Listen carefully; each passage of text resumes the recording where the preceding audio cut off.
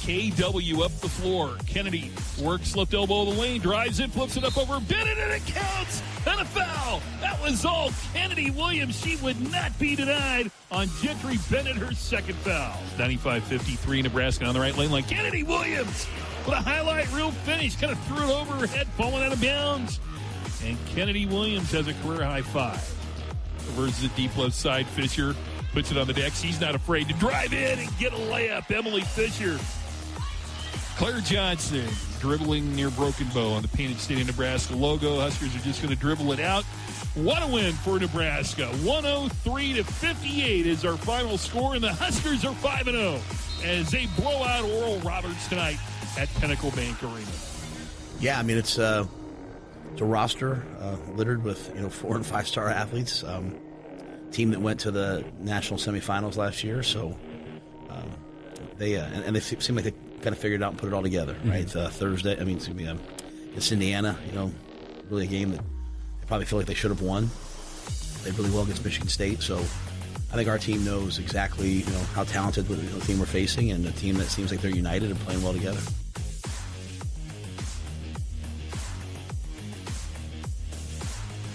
Good morning. Welcome in Hurrdat Sports Live. STB, I'm Ravi Lulla here at Hurrdat HQ once again today. DB, what's going on? How we doing? We're doing all right. How are you? How do I sound? I don't feel like I sound worth a crap, but that's no different than normal. How we doing? I think you sound great. You just for once being nice in your life. I'm always nice. That's the misconception. All by myself. Why are you all by yourself? I don't know. What's up? Not too much, just parsing through the internet and hanging out and watching some hoops last night. I have no laptop. We'll get that to you at some point, probably. Yeah, it's not the first time. And by we, I mean not me at all. It's totally fine. I've done a show without a computer before. You want to share? No. No. Kyle, yesterday we were doing a deal with Avery, and he's like, hey, I want to do the one shot, and we had the cool little mics on. He's like, hey, you guys got to get closer, and I could just see this look on Avery's face like, oh my god, this is about as close as I'm gonna get. Kyle, make this work. That's all right. I felt the vibe. It's okay. Listen, some people are personal bubble space people, Yeah, not like as long as I'm doing this is so shallow, but as long as I'm doing the controlling, I'll be fine. If it is dictated to me, I'm gonna struggle. Not as big of a fan. No, because I got to kind of gauge the scene, right? What I think the aura is gonna be, the the whole the hygiene, I gotta do the dictating. Hygiene's important. That's very true. Hygiene's important. That's why I just asked my radio crew over at Nebraska. I mean, yeah, I don't really understand I understand giving you a hard time, obviously, but I don't understand what their hang up on the hygiene is. Well, it can be a little annoying. I'm the last one down. Okay. But I'm on time, right? So if the Uber's coming at 2:00, like that elevator's gonna open at 1:56, 1:57. Like, yeah. I'm gonna be there, but I'm not showering. I'm not getting dressed. I'm not getting cleaned up until the last second. Because you want to be like freshly fresh when you're especially if it's like 8, 9, 10 hours. Yeah. Taking that baby down to the wire. It's all right. I think you should be appreciative of that. No, I don't. Apparently, I'm a weirdo though. I don't of the things that I would make fun of people for, which is plentiful, obviously. Yeah. I don't think hygiene's like good hygiene, at least, is probably not one of them. Thank you. Like I did restock my pill kit. I saw that. I have everything, but I have to get some more Excedrin. I don't buy Excedrin. Yeah, I don't usually use Excedrin. But I do have the ibuprofen and the Tylenol and the lozenges. I'm a big ibuprofen acetaminophen guy. Yeah, so it took me, I don't know, years old to figure out the difference between the two, because they are not, Tylenol and ibuprofen are not the same. Correct. Right? Yes. Yeah. Sorry, I thought you meant acetaminophen, Tylenol. I was like, no, those are the same thing. But yeah, go ahead. No, see, people out here assuming. I got us in trouble yesterday. Yeah. So Tylenol and ibuprofen are different. Yes. Yeah. Correct. One is a NSAID. It's an anti-inflammatory in drug. Why didn't you just call it that? Because NSAID is the category of drugs that's what they're. Well, why didn't I know that? I don't know. Good for Jeopardy, not good for setting up my binoculars. You said I should always use you as my. Jeopardy. I'd be pretty good. I'd be pretty good. I think so too. I think we have different. Just don't areas ask like basic day-to-day stuff. I think I'd be good. We'd be good partners that way because I think I'd be pretty good with that stuff. Yeah, me not so much. I got the acetaminophen down. Like I got you. They gave me the little kid chair. Are they suggestive, Henning? Because I'm certainly not going to sit in this. Ravi set that up, by the way. I just brought it there as an option if you wanted it. Yeah. You know, I'm probably going to go up and like sit up or sit down and stand up a couple different times. Yeah, you can't lean on that table. Shoot, man. I lean back. It's not structurally sound. What world is going on? I think Austin and Rico broke it yesterday when they moved it. Oh, with the scene set. Yeah, when we decided to. Standing is fine. Yeah. No, we like to stand. Yeah, I don't mind at all. Like at all. Stand in the place where you were. Big REM guy, huh? No, I like the one song. One of my favorite. Everybody hurts. That's it. That I do with you. Kobe make fun of me for the rod wave thing. Still makes me laugh. One of my favorite bits is you'll sing a line to a song from a band I almost certainly know you don't like. Yeah. And then I'll be like, oh, big Green Day guy, huh? Yeah. No. It's almost always going to be no. I know. And I don't know why. It makes me laugh every time. I don't think it's funny to anybody else, but I'm going to keep doing it. We were doing the equipment checkout on Monday or whatever. And it's just me and Coach Secor. And it's like a helmet room. So it's just the two of us. And he likes music and I like music and he's playing music and he's super number one. He's like Teflon. So you can shoot a barb at him and he's just going to be like, yeah, whatever. So it's not that much fun. Right. It's more fun when it gets to people. But the other thing is like, he's super nice. So I didn't want to make any snide remarks about the music, but after like 20 minutes, I was like, fudge. Oh, what were we rocking? So it was giving me 80s dentist office vibes. So I was like, I feel like I'm either going to see the doctor for my physical or I'm going to sit in a dentist chair. Like that's as good a burn as I could give him. And he, in typical Coach Secor fashion, yeah, well, I put it on random. I play a different genre every day. So this is what today is. Like, that's just his answer. Like, it's zero fun. Yeah. He's got, I can actually hear myself. Thank you, audio guy. He's got no emotional investment at all. He's just like, it's fine, whatever. Yeah. I almost walked to his house Friday night. No. Was like, I don't know, because he invited me over and he's like, hey, if you want to be miserable, like, I'll be out on my back deck. Yeah. It was like 1 something. And I was like, ooh, do I? How far of a walk is that? It's not that far. I mean, just a prairie lane. That's a couple miles. No, I'm good. I'm good, boss. I don't want to see me anyway. I think Zoe's bringing it. If you think yeah, that's the beauty about doing very little TV anymore. You don't even see yourself? No, Austin, do you not know how I try to freeze and mess up the visuals? The stream constantly. That's why he's not in charge of it anymore. I constantly try to hijack the stream. I was just trying to be a good producer. I mean, if anybody's going to do an interview standing on their head, they clearly don't want people to see them. Or maybe they really want people to see them. DB, all I wanted to do is just make you happy. No, so I'm sorry. I'm sorry. I tried to do that for you. I'm glad you didn't bring that other guy with you because he's clearly out. No, Shane's he's at the bar. No, what's up, Shane? That's my dude. Did you enjoy you were so in between tennis and basketball? Yeah. Like, did you get your fix last night? Yeah, I ended up. You got your fitness in. You got your love in. You got multiple loves in. I ended up having to. That's not what he meant, Austin. Isn't he something? He doesn't skip a beat. It's very seamless with the groan is just. No. Says the guy that's like, is my rig big enough? I need my 35th job to pay off my life. Doctor, your fiance has expensive taste. Weddings are expensive. She seemed very simple to me. Maybe she's fooling. What do you mean by that? She didn't seem very high maintenance. Oh. I mean, glad you didn't mean like Simple Jack. That would have been a much different conversation. The sweats, the hoodie, I don't know. Didn't seem very high maintenance. No, she got ready in 14 minutes. Like, how bad could it be? Yeah. She wanted to impress you. That's what it Don't was. ever change that. Yeah, she wanted to impress you. He said, I'll be there in 20 minutes. I said, didn't she just get home?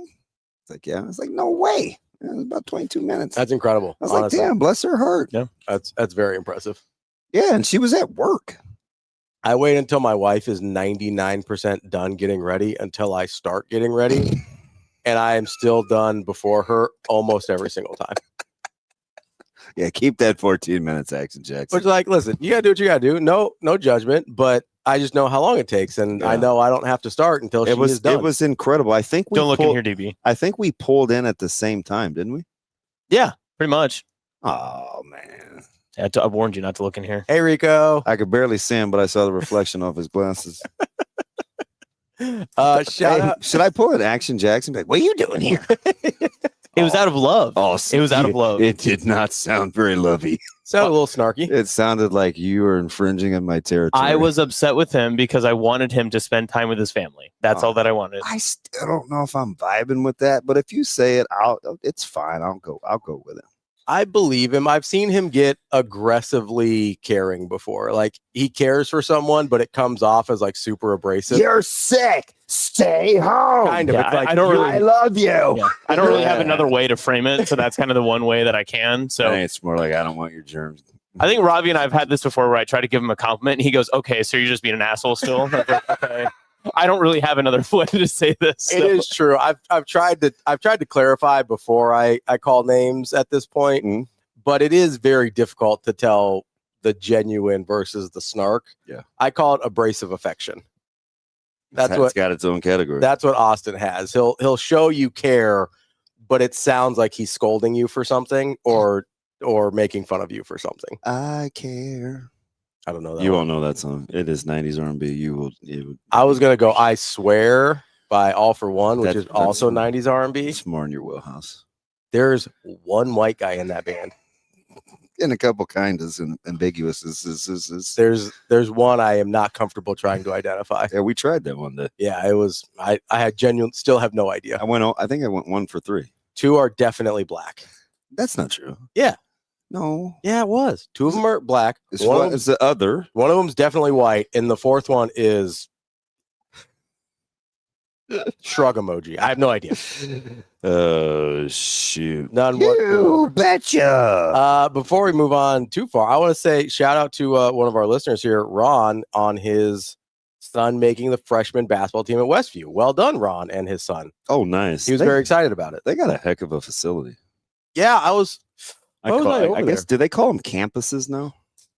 I feel like it's weird to call very nice place. a high school campus, but I think that's probably the proper term. Yeah, I think of campus as college, like multiple buildings, but it's a nice looking. Isn't it like attached to the YMCA? Well, community or it's like center, right next to it. Yeah, that's kind of how. So my elementary school, Montclair, is like that. It's like attached to the pool and gym and everything. It's nice. The kids went to Saddlebrook, and it's the same way. Oh, nice. Very cool. That's how you get. That's how you get fancy digs, and you call it something else. You like co-op? Same thing. Papio South did. You like co-op it? Yeah, that's nice. You get funding for the community center, just happens to be attached to the school. Oh no! I guess we'll just use it. Oh no! Oh no! That happened when we were up here too. Yeah, shout out K Bizzle. Oh no! Oh no! I think I was complaining about the same thing. You were, yeah, you were. It's angles, man. Angles? Yeah. Not a big angles guy. I mean, I'm not really gonna sit still, so I don't think it matters. There's that. I should sit in one of those chairs, and then you can't even see me. Well, yeah, it'd just be the top of your head, just right here. Apparently, one of our listeners was mad at Mitch. Did you follow? Were you following along on Twitter? I did. Yeah, I saw it calling him Mitchell. What was the hot take he was talking about? You know, when people are negative like that, sometimes I don't go back and I don't either. Sometimes I'm just like, I don't need that in my life. I was like, once I read Mitchell, I was like, oh, he doesn't probably like him. Yeah, well, there was the one that I read that I was like, I'm probably not going back to get that was can't wait for Mitchell's bad takes all year, whether spelled like outside, whether it's football or basketball, please retire. Circle of life. Listen, if somebody wants to help retire me, like, let's do it. Can I get a basement like Mitch's? I know he's got it set up. So I get what comes with it. There's probably a lot in there I wouldn't partake. This was the clip that says Penn State did not handle the Oregon loss well. That was a really down time, and Penn State season was on the brink. So it was that clip that he was talking about yesterday. And listen, I didn't really agree with that take either. That's kind of something I wanted to get into today because Yeah, you had a lot of footnotes. It's not often we have shows where you'll sit on it and want to come back and get it. I felt like we ran out of time yesterday. Oh, that was what do we meanie miny somebody else, Mel. It looks like you just pointed to Shane. I always like to blame Shane, so I think that's what it was. It's crazy the man who did a handstand is not pointing the finger at himself, but that's fine. Point the finger, not the thumb. I used to see out when he first said that I was always do stuff like this, and I would just be really dumb. I was like, I would just be like, I can point the thumb at you too. Here we go. Whose fault is it? Rico and Austin. See, pointing the thumb. It's probably fair. maybe that's it. Or you just do like this. Don't elevate. That is the highest I can put those. Probably was, wasn't it? No, we're talking about. I got better range of motion than I used to. It's all the tennis. It helps, Getting there. getting flexible a little bit. Saw my man Nick yesterday. He didn't look like he has much range of motion either. Oh yeah, you went over to next gen. His trap sits on his trap. You hung So up. it looks on me. like he's permanently shrugging. Yeah. I didn't mean to. I was just in a hurry. No, it's okay. I was actually I don't know if you're aware of this. About 98% of the time you say you're going to call me back because you're going in somewhere, you don't call me back, and that's fine. Didn't I yesterday? You though? did, yeah. Let's go. That's why I was like, oh, I wasn't expecting it. That's why I didn't pick up the first time. I was like, oh, I thought I was bluffing. No, because I think you were in the middle of a good thought, but then I forgot, and I wanted to go see. I had to go check on the staff at Pisons. Oh So- yeah. Because next gen's right up there, so I came right down the hill and saw Footy and those guys. How they doing? Good, man. They're hanging in there. Yeah. It's a grind. Yeah. Yeah, man. Restaurant business is tough. But I mean, thank the Lord, there are a ton of people in there. A lot of the usuals. Good. Yeah. Yeah, I need to stop in. They do a good job of updating people on their hours on their Facebook page. So Yeah, and once, I'll always try to stop in there just for whatever, Mhm. and then I'll take a picture of the hours and then I'll tweet it out. Yeah. Okay, yeah. Yeah. Yeah, no, it's super helpful. So I just gotta find a time when their hours line up with my availability. Because last night I was pretty busy. So I wanted to call you back and see. I mean, you had a ton of hot takes, and when I tell you I'm willing to listen Mhm. to different vantage points to see what I can glean. I'm interested Yeah, absolutely. because I mean, there's a lot going on, right? And it's not just nothing either. Yeah, I mean, so there was there's the Penn State stuff that I've sort of been on all week, and that I don't honestly, part of it's frustrating for me because I don't understand how other people are processing this. Right? Like I'm having a hard time seeing You want me to quantify it? Please, yeah. I think they just think Penn State's better than Nebraska, and that's okay because they might be. That's fine. But I think that's what it is. They're just not saying that to you out loud. And that's fine. I think the problem I'm having is the results on the field do not indicate that. No, I get it. Like when people are dismissive, it's not one common opponent game. It's half their Big Ten schedule, right? This is at a point where the data points start to seem to matter. I understand the transitive property is not a real thing in sports or in life. I also understand at a certain point, the data points would lead you to a conclusion. I feel like we're getting pretty close to that with the common opponents with Penn State. I also feel like we're doing the same thing to Penn State that we tried to explain away the losses at Nebraska, and at some point the losses are just losses. Like they just are. Yeah. This isn't a 3-loss team where you can look at it and be like, oh man, you had one walk, like the Indiana game with that walk-off touchdown with the toe tap and the foot hover, and Mendoza throwing a ball while he's getting hammered. Like, okay, if you've got 3 losses, you can kind of give that well, yeah, that one they probably shouldn't have lost that one. And, it was a super emotional loss to Oregon as well. Like if you've got 2 or 3 losses, I'll hear you explaining things away. But 6 losses, including 2 to teams that Nebraska has already beaten, I'm just having a really hard time sitting there. And listen, the Iowa thing kind of making me mad too, because Iowa 6-4. Do you think people are just afraid to say that Penn State's better? I think people are just afraid to say that Nebraska should win this game. Okay. That's what I think. Well, I mean, that's not uncommon. It's not, but it's most of the time. Especially historically when Nebraska doesn't win these kind of games. I don't know that we have this type of game. A team that's supposed to be. Oh, okay. Let me just get this then. Yes. So a team was supposed to be good, that hasn't played well, that we think is super talented, that we're still scared of, terrified and we're of. still okay. We haven't So really all had that before. No, we've had teams that like, you go to like when Michigan. Even when we lost to Michigan State and East Lansing, that wasn't a good Michigan State team. No, it was just like, what are we doing? How did this happen? Or like Minnesota, that wasn't like that. Minnesota record is going to be fine, but we're not like we don't look at Minnesota the way we like. Minnesota wasn't the boogeyman going into that game. Oh, that's the weird thing about this game is like they were supposed to. I mean, kind of only because of not because of who they are, because of how Nebraska's been against them. Yeah, well, I mean, Penn State's the boogeyman. It seems like the boogeyman because of who we think they are. Mm.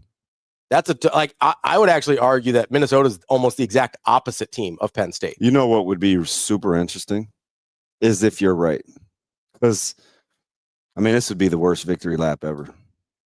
I mean, and like I am acknowledging. I don't want it to seem like I don't think Penn State can beat Nebraska because that's not what I'm saying at all. What I'm saying is you don't like the PP tucking so early. Yeah, and Nebraska should feel like they should win this game. Mm-hmm. Nebraska should. Oh, I think they do. I think fans should as well. I think that's the disconnect. I think the team probably does think they can go in and win this game and should go in and win this game. But I've asked this for like a year, and maybe it hasn't happened yet. Who does Nebraska have to beat before we stop doing this? See, I don't know. Because it's not going to be this team. Because I know what's going to happen is if Nebraska wins, it's going to be like, well, they were 4-6. Yeah. They're going to go back to the thing that I've been saying about the same thing that I got mad about at UCLA. Like we were terrified of UCLA and we're afraid to say that Nebraska was going to win. And then we said, well, it's just UCLA. Yeah. Right. We were terrified of them because they had played well and Thanks, they'd won a bunch of games and they seemed to start scoring points. And then, but you don't get credit. You don't get credit for winning it, but we were afraid of them the whole time. So both of those things can't be true, but that's exactly what, if Nebraska goes out to Penn State and beats Penn State, it'll be like, oh, well, that's the worst Penn State team in years. Wouldn't that be a great problem to have? Go out there and win. Because terrific problem to have. Because like I said, if they won this game, you better look out. Yeah. You better look out. So that's one of the things that short week, that game wouldn't be able to come fast enough. Yeah, they just want to go. They'd want to go. They'd want to play on Sunday. I mean, there's a lot. There's a lot in there, and I get it. I just was trying to figure out like why that it's stuck in you. There are a couple things I'm sure you'll get to them. You'll knock them all out, but yeah, that's one that's been bothering me all week because part of it is too. I didn't see that coming. What I thought was going to happen with this game is Nebraska fans would look at Penn State, say, "Hey, this is a team we should beat. This isn't the team that This isn't even, I mean, they don't have their starting quarterback. Their head coach got fired and is now officially hired at a different school already. And we're sitting here, their interim coach is not going to be the head coach next year. Like that is, I will guarantee that. And so what on earth do they have to play for? Do you think they actually care about making a bowl game that much? None of these guys will even play in that bowl game. None of them. That's a good point. You know, so like, I don't understand. Oh, they're still playing for, are they? Because I can't imagine a single player of consequence actually playing in that bowl game if they make it. So I don't know what they're supposed to be playing for at this point. And as we talked to, I think it was Mark Wogenrich, a lot of their defenders from the start of the season have been banged up that we thought was a really good defense. So they're missing a bunch of guys on that side of the ball. Obviously, they're missing Drew Aller. So we're basically scared of Katron Allen. I mean, that's what's left at this point. Well, I don't know if you know this, but we've had a really hard time stopping running. Our coaches keep reminding us of that. We've had a really hard time stopping unscripted QB runs. I would like to get more specific than we're bad at stopping the run. We've been, for the most part, especially after Michigan, not that bad at stopping just traditional run game. Fair or foul? That's fair. Right. And that's really fair. I would actually even argue that for the most part against Michigan, outside of the 3 explosive runs, which I know they count, but on a down to down basis, I don't even think they were that bad against Michigan. But we don't want to have that. We don't want to get into the details. We don't want to have that conversation. We say, oh, we're bad against the run. They're bad against unscripted QB run. Yeah. That's what they're bad at. Guess who's not Nico Iamaleava? Ethan Grunkmeyer. Guess who's not Brendan Sorsby? Ethan Grunkmeyer. I get that they tried to run with him a little bit more. Most of those were not designed. A lot of those were scrambles, and he has, for the season, 26 carries for negative 26 yards. That's probably not that good. This is why I do not understand the boogeyman of it all with Penn State this week. If it's just the helmets, just tell me that. If it's just Happy Valley at night, just tell me that. But guess what? I don't think Happy Valley at night's going to be what it looked like 2 weeks ago, because you can get tickets for $7. I looked up yesterday. That's no. You can get in the stadium for $7. And I just gave me the little snarky comeback. Well, there's a lot of seats in that stadium. You know how hard it is to find 6 seats? I went to the max number you can do on the secondary website. You can get 6 seats together all over the stadium. It doesn't seem like anybody wants to go to this game. Maybe I'll be wrong. Maybe some Penn State fans will be like, oh, I could go for $7 and come out that never. But it doesn't seem like anybody in Pennsylvania wants to go to this game. I hope you're right. I hope I am too. And again, that's all not to say Nebraska has to show up and play and win. I'm not saying Nebraska's going to blow out Penn State. What I'm saying is the conversation around it, the line, none of it makes any sense to me. I just cannot wrap my mind around the way people are processing this game. Hold that thought. We'll get back to it. It's driving me a little crazy. Coming up on the show today, we've got Michael Rose-Ivy. He will be with us at 8 o'clock, assuming we can get him a link. We will also talk to Brian Edwards, our Vegas insider. He is from Major Wager. We'll see if we can get a little gambling advice. Michael Bruntz from Husker 24/7 will join us at 9 o'clock, as he always does. And then we'll have one Jacob Padilla joining us at the end of the show to talk a little Creighton, a little hoops. The Jays. That was my man, Scotty. Scotty drove a taxi. Did he? Yeah. Oh, yeah. Is that or a cab? I'm not. I think they're Scotty like T. Scott Marr? No, like Scotty, like the dude that said Jays. I don't remember him. He's a Creighton fan. Old, long. Oh, I thought you were doing like a call. No. Yeah. No. I listen. There's not a lot of cab drivers left out there. I know. They're like they got eaten up by Uber. And what's the silver company? Oh, Metroflex. No, Metro. No. What am I thinking of? The cars are marked. They all have the same logo. They're silver. Yeah, I know. It's not Metroflex. That's one of them in Omaha, but I don't. If you said it, I would know. We'll see if we can figure it out. Maybe between the four of us. Yeah, maybe we'll have to. Three and a half. Three. Who's the half? Well, Rico's a quarter and Shane's a quarter. Wait, what? How did Shane get to be a quarter? Me, you, and Austin. Oh, you just mean height. Okay. Yeah. That's the lineup for today. We're gonna Google car services here and see if we can figure out who is who. In the meantime, let's take a break in the first hour, like adults, like we know how to run a show. It's peer pressure with the steering. I know. I feel like they're making me uncomfortable. We will come back, and I do want to jump back into some of the Dayton Raiola of it all here, as I've thought about this a lot last night, DB. Z-Trip, thank you. Z-Trip. Bruin Steve. Thank you. They're off to a good start, too. Is he tickled? Probably. I mean, winning's fun. Z-Trip, that's a good call. Yeah, that was going to drive me crazy. Yeah, we'll get into the Dayton Raiola of it all. I had a lot of time to think last night, DB. Oh, Lord. That could be dangerous. But I've come up with some, I'll call them plausible scenarios. I thought it was, I liked real-time thinking yesterday, and I was already strained. My brain was I know. fried. I'm going to make you think some more real-time today. Can't wait. We'll see what happens. That's DB. I'm Ravi Lulla. It's Hurrdat Sports Live. I mean, following Gonzaga, Coach Mack kind of came up to me and was like, what do you think about this season? What do you really want to plan on? And put me on the blue squad a lot, got to play with those guys, and then went down with a stomach bug for a while, which wasn't very fun. But then coming back after that, just playing with those guys, and ultimately I felt like yesterday it was the right thing to do and for my process to get better and better. Oh, it was awesome. I mean, obviously I didn't shoot the ball like all of us did today, but other than that, I feel like my calling card is just playing extremely hard. I feel like I just try to do that every day. Yeah, I mean, a little bit, but obviously they'll be cheering for a little something different in these games than me just checking in, so just for the whole team.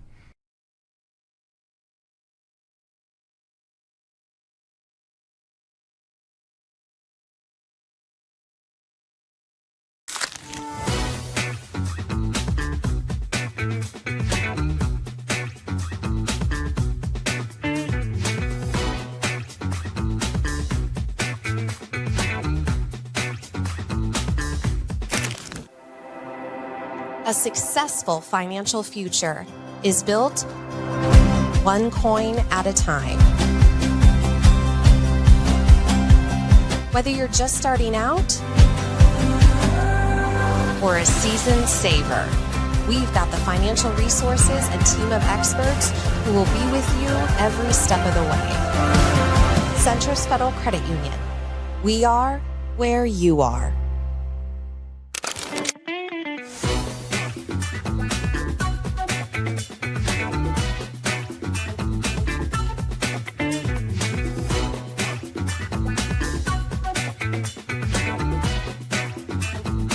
My opinion can't really change from what I've stood up here and said, right? So I've been tooting that horn for a while. The one thing that I didn't know is if he could handle 30 touches a game. I don't think any of us knew that. And we were concerned with the number of snaps and the number of touches early. We had that conversation with game 1 too much and then game 4 too much. Well, is it? Because that's, it doesn't look like it is to me. I mean, the dude just keeps getting stronger, and whatever, we need to do to get the ball to him. One, we're going to do that, but two, he can handle that, and so it's pretty cool to see a young man that's worked so hard that is getting the credit that he deserves. I mean, just look at the numbers. The numbers are as good as anybody in the country, and what I see is a motivated guy that practices hard and has a great attitude. Had a great practice out there today and is looking forward for another opportunity to go play the game he loves. And so, just really proud of him and where he's at and what he's doing.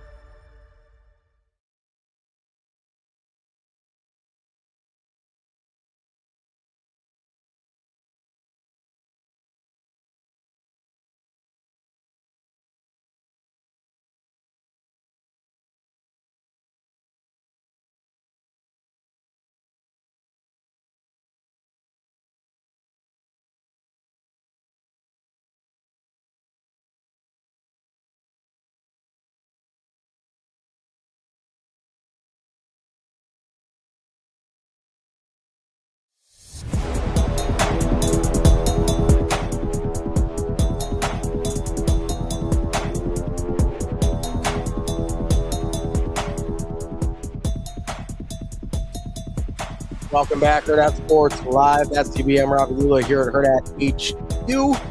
We've got Rico and Austin in the house. Apparently, some people think we're inside of a golf ball. It does give me golf ball dimple vibes. It kind of. I've heard a lot of things. Somebody said yesterday, are we in a spaceship? Yep. We got a couple padded rooms. The moon, the padded rooms, and now a golf ball. It is giving some golf ball vibes. Now this guy swings it, so I get his golf analogy. Is he a big golfer? Yeah. That makes sense. Got a lot of free time. He's still working. Is that what you call it? Let him tell it. I don't know. He might not be. I have no idea. Guy's on huddle more than me. What's he doing on there? I don't know. Helping. Just trying to help out. Yeah. It's a bug. It's an itch. Got to scratch it. No, I think it's Scott said he thought we were inside the International Space Station. A lot of it is for acoustics, correct? It is all. Is this acoustics or aesthetics? I think it's aesthetic. Really? Yeah. Oh, well, that's If it was interesting. acoustic, I think it would be a different like fabric, so it would trap the sound in. But Mm. It's acoustically aesthetic. ooh, What about aesthetically acoustic? No, that's impossible. come on, don't be okay. ridiculous. Sorry. What are you, a crazy person? My Oh, bad. Man, the two of them together. One is fine. Yeah, I know it's a lot. The That's probably the pinging and ponging is too much. probably how people feel about us. Which one's ping and which one's pong? That's a great question. Yeah, you guys can sort it out. DB, I think you're more of a pong guy. Yeah, pong. Yeah, I think you're. I a think pong. calling Ravi ping seems a little on the nose. I didn't say that. I was gonna make a joke. It's different though. There's not a lot of Isn't that what Mulan calls herself in the movie? different part of Asia, Rico. Oh, my bad. Different part of the continent. Make a man out of you. Damon, what's the thing you say? 1, 10. It just said Mulan. Isn't it bad when like I overcome my joke Tourette's and Rico's just like, here we come.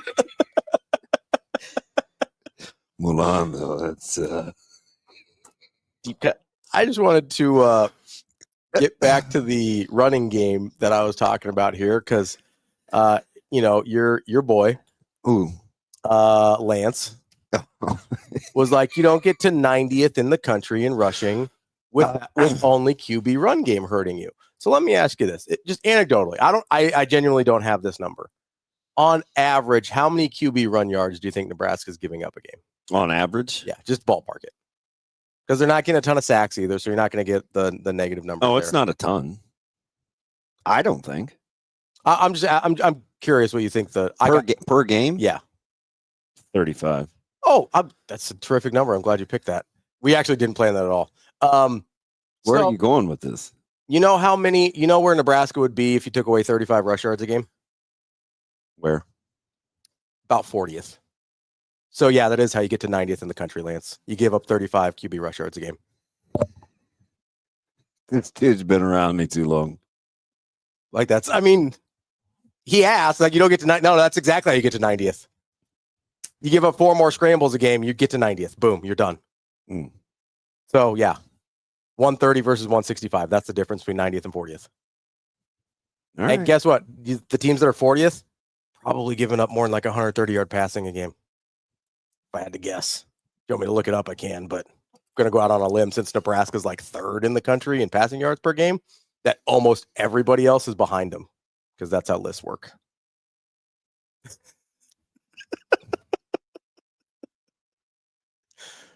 That's all. That's all I had on the rushing game. It's Rush fine. defense. It's fine. You all right? I'm still stuck on Mulan. I really am. And then I get the wands of the world, and here comes everybody. Here we go. I mean, it's out of control. I guess we're just doing this. Juan said, Ravi, someone told me to try lassi. What is a good spot to get that from? There's a pretty good mango lassi at Piercy's Biryani at 120th and Blondo. Astoria has one right up the street.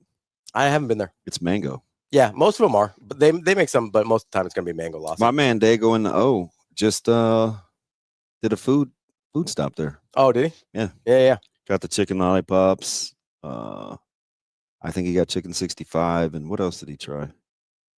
I usually go paneer when I'm at Indian restaurants. Yeah, I did not. Well, you're big meat guy, I didn't. I know? passed. Everybody wanted Indian yesterday. I ate a burrito, breakfast burrito. I'm good. Yep. Did you make it or did you get it somewhere? I got it from somewhere. Okay. I didn't finish it either. I think Mike is having it for lunch. Oh, I today. meant the Indian. Oh, right up the street. Oh, gotcha. Yeah. Yeah, I haven't been there. There's it's hard to want to go out and spend money at Indian restaurants when I'm just like, hey Dad, can you make me this? And it's better. So Not like an all day thing. no, he's pretty efficient. If you're cooking so most of the time when it's an all day thing, it's because they cook way too much food. Yeah. That's that's just an Indian. I mean, I think it's a lot of cultures, but they just overcook the food. Like they just like, hey, here's 18 different dishes for 30 people. It's like, Dad, this is just dinner for the 4 of us. We're fine. Eric says Ping is very snarky today. What is I need to see. Now I have to. You guys see, you got the chat started. I don't need glasses for what's his buckets because all he does is type in caps, but that's typically just stats. But let's go to see what Josh says. He said 5 tailbacks have gone for 7.5 plus. Come on. What's he say? Like, what's that mean? I think 7.5 yards per carry. No. Oh, you mean something else? No bleep. I'm saying, what's the point? Like, what's this pertaining to? I don't. I'm guessing he's trying to tell me that they are bad at running back, run defense because 5 guys have gone for 7.5. Oh, but is that what you're saying? That's not what you're saying, is it? No, what I'm saying is they're not. I don't think they're as bad at run defense as we think they are. And B, if you have a quarterback that you are not afraid of in any way whatsoever, probably going to be okay. Helps you with the run game? Helps you with the run game. Especially, I would be interested, Josh, to see, because I don't know what 5 those are off the top of my head. I know at least one of them is Justice Haynes, I believe, and one of them is the Northwestern back. But famously, Nebraska did win that Northwestern game. I don't know if you recall. But I would also be interested to see how many of those of those running backs that went for 7.5 had mobile quarterbacks as well. Yeah, extremely negative, Mike. I'm not on anybody's side here, Ravi, or the statisticians, but I will tell you don't just stop the run game with D-line. So it gives off certain aptitude vibes when you say against this D-line because you don't stop the run game with just the D-line. So maybe you're just saying that, but it's way more than just the D-line. I don't know extremely negative, Mike, personally. I do think that's a very misconception with the fan base about why they're perceived as not efficient against the run game. Most people will blame it on the D-line. I agree that it starts with the D-line, but there's a lot that has to happen. Who stops the run game with 4? No one. That doesn't exist. So when we go to oh, no. Okay. So I get it. Like maybe you didn't mean just I'm not going to hold your feet to the fire. Negative, Mike. I'm not super negative. But you know when they count numbers in the box to run the ball or throw it, what's the number they get to when they want to run it? Anything 6 or less. Okay. So that's more than just the D-line. 7, you're probably running it. That's more than just the D-line. If you're like 7's the breaking point, right? Like some guys will run it, some guys will pass it. Yeah. Yeah. So that's you usually like offensive and defensive guys will tell you you'd like to stop the run with 7 minimum. You may need 8. Yeah. It's certainly more than 4. Yeah, absolutely. Which means it's more than the D-line. Yeah. If you want to get technical about it. Well, I think it matters in our perception because, people can make you dumber when they spread narratives that without really understanding what's going on. Yeah, how it works. Yeah, so, a lot of times it could be 1 D lineman that's not doing his job. It could be 2 linebackers that aren't doing their job. I would say you could have all... Stopping the run is a collective thing. Yeah, you could have all 4 or however many defensive linemen you put hands in dirt, and they could all be doing a great job. They're probably not the ones making the tackle. Yeah. More often than not. Yeah. That's why D linemen typically don't lead your team in tackles. Right. So at the very least, you're talking about needing a couple linebackers minimum, or a linebacker and a run fitting safety. Are you surprised that Allen has distanced himself so far from Singleton? I think I always thought Allen was better. Did you? I think so. Neither. I don't. That's fine. But I do think the coaching change had something to do with the separation. Like I think the current staff, Terry Smith and company, I think they have made a decision that they like Kaytron Allen more. Yeah. Well, he's clearly playing better. I tried to watch the first. I've only 3 and a half. What I call full games. Penn State the offense looks a lot like, and I've said this before, it looks a lot like it did against FIU, like it did against Michigan State, to me, schematically. So I think for Nebraska, there's plenty of tape that doesn't have to be Grunkemeyer specific. I think Penn State just does what they do. Yeah. Right. And Smith said, listen, these 2 guys are going to touch the ball 40 times. Yeah. So figure that out. figure that out. I don't know if it's game plan Iowa last year where you getting like those bare and tight fronts and, you man up across the board and you say, run it at us.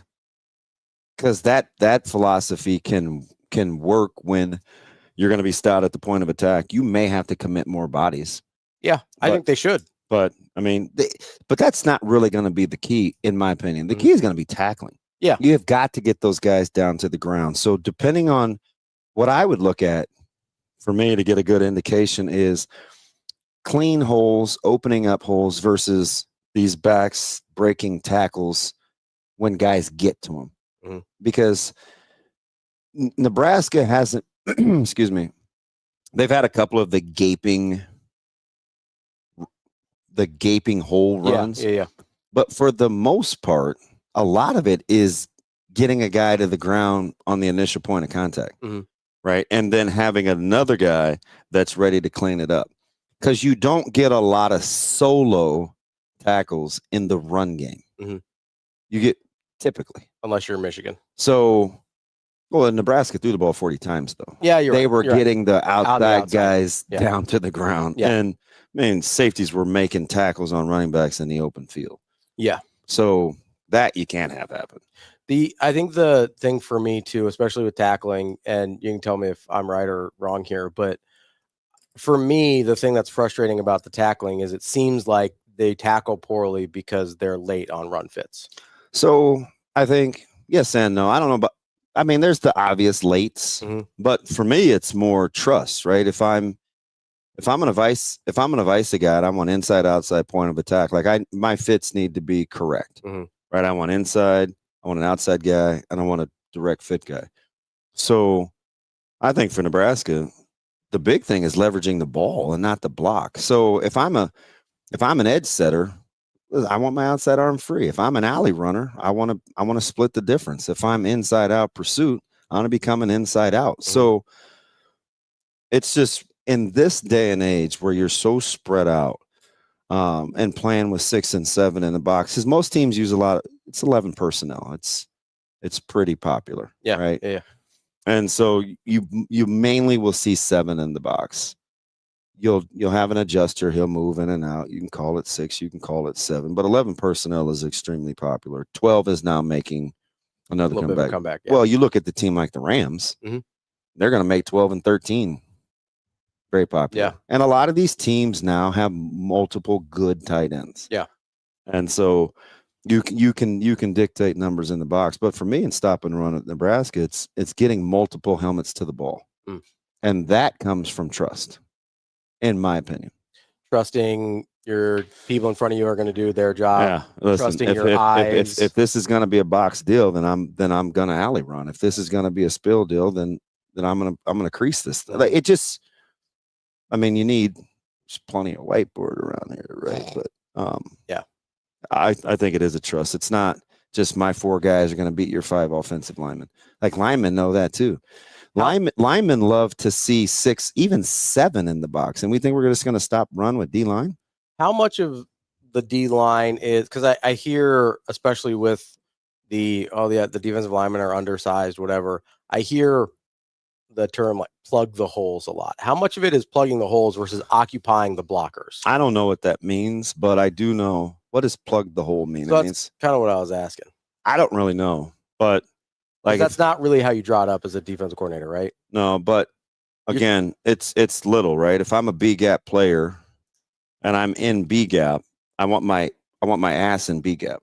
I don't want to play peekaboo and have my head in B gap because I can get washed, guys can climb, you can get double. So I want my bunda in B gap. I don't want to play peekaboo and have my head in B gap. If I'm a C gap run fitter, I want my rear end in C gap. Right.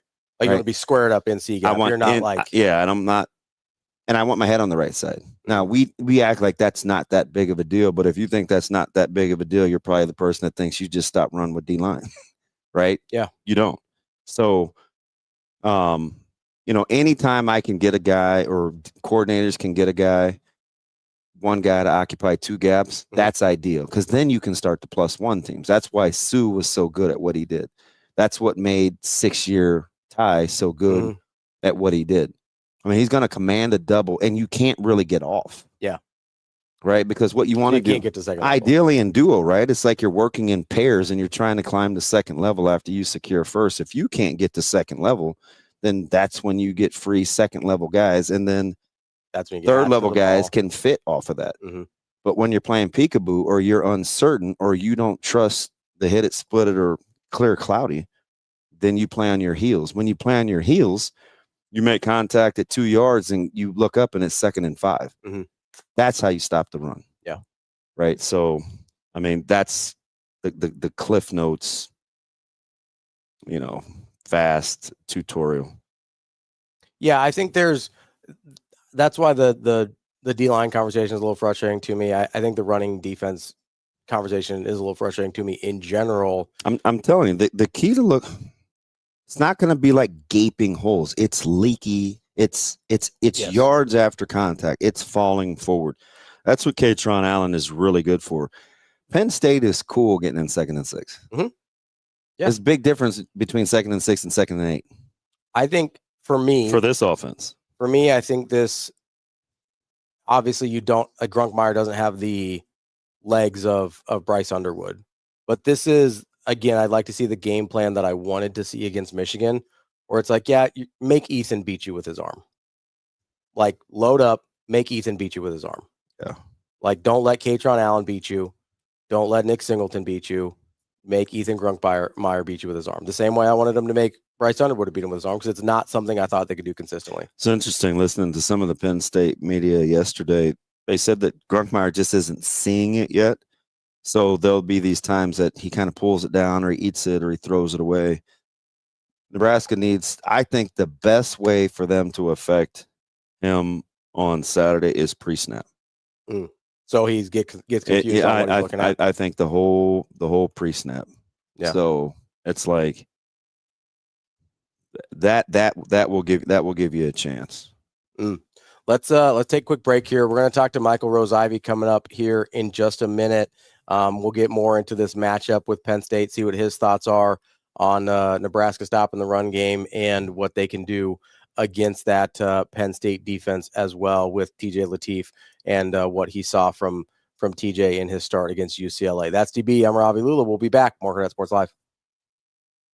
Yeah, it's super cool. I think my teammates were just getting me the ball in the right places, trusting me. But I think overall it's just a great game for us to be able to go out there and play more of like 4 complete quarters. And I think we played with great pace today. Yeah, we talked about that at halftime, just coming out strong. Claire told us the stat, like our third quarter hasn't been like the best scoring wise or whatever. So we tried to come out punching, and I think we did that. So it was good. I think it's just important to just keep our momentum rolling. We're undefeated so far, and so just for this momentum to keep us rolling into a experience that we haven't faced yet. There's 2 back-to-back games in a row, and just trying to keep this, kind of what Britt said, these 4 complete quarters and what we learned from today and the past week into next week.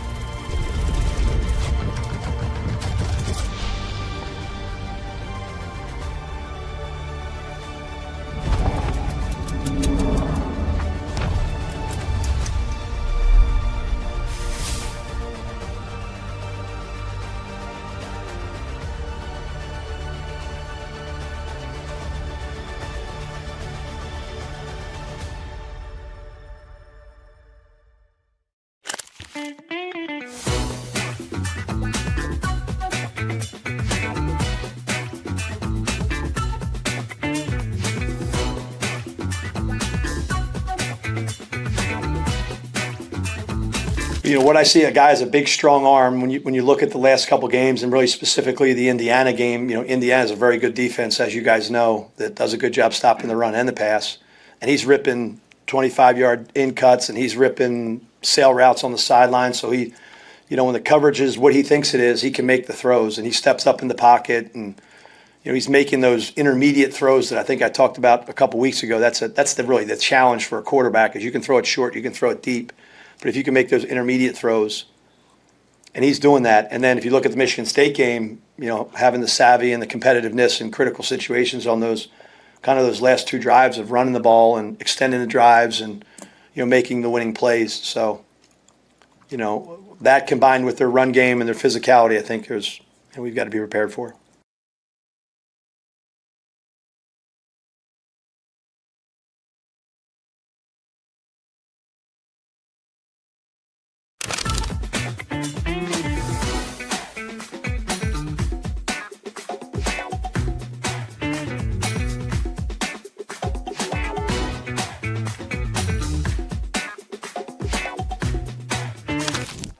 Aspirations can drive us. Sometimes a simple gesture is what fuels the pursuit of a dream. When it's time to make your dream a reality, we are here to help.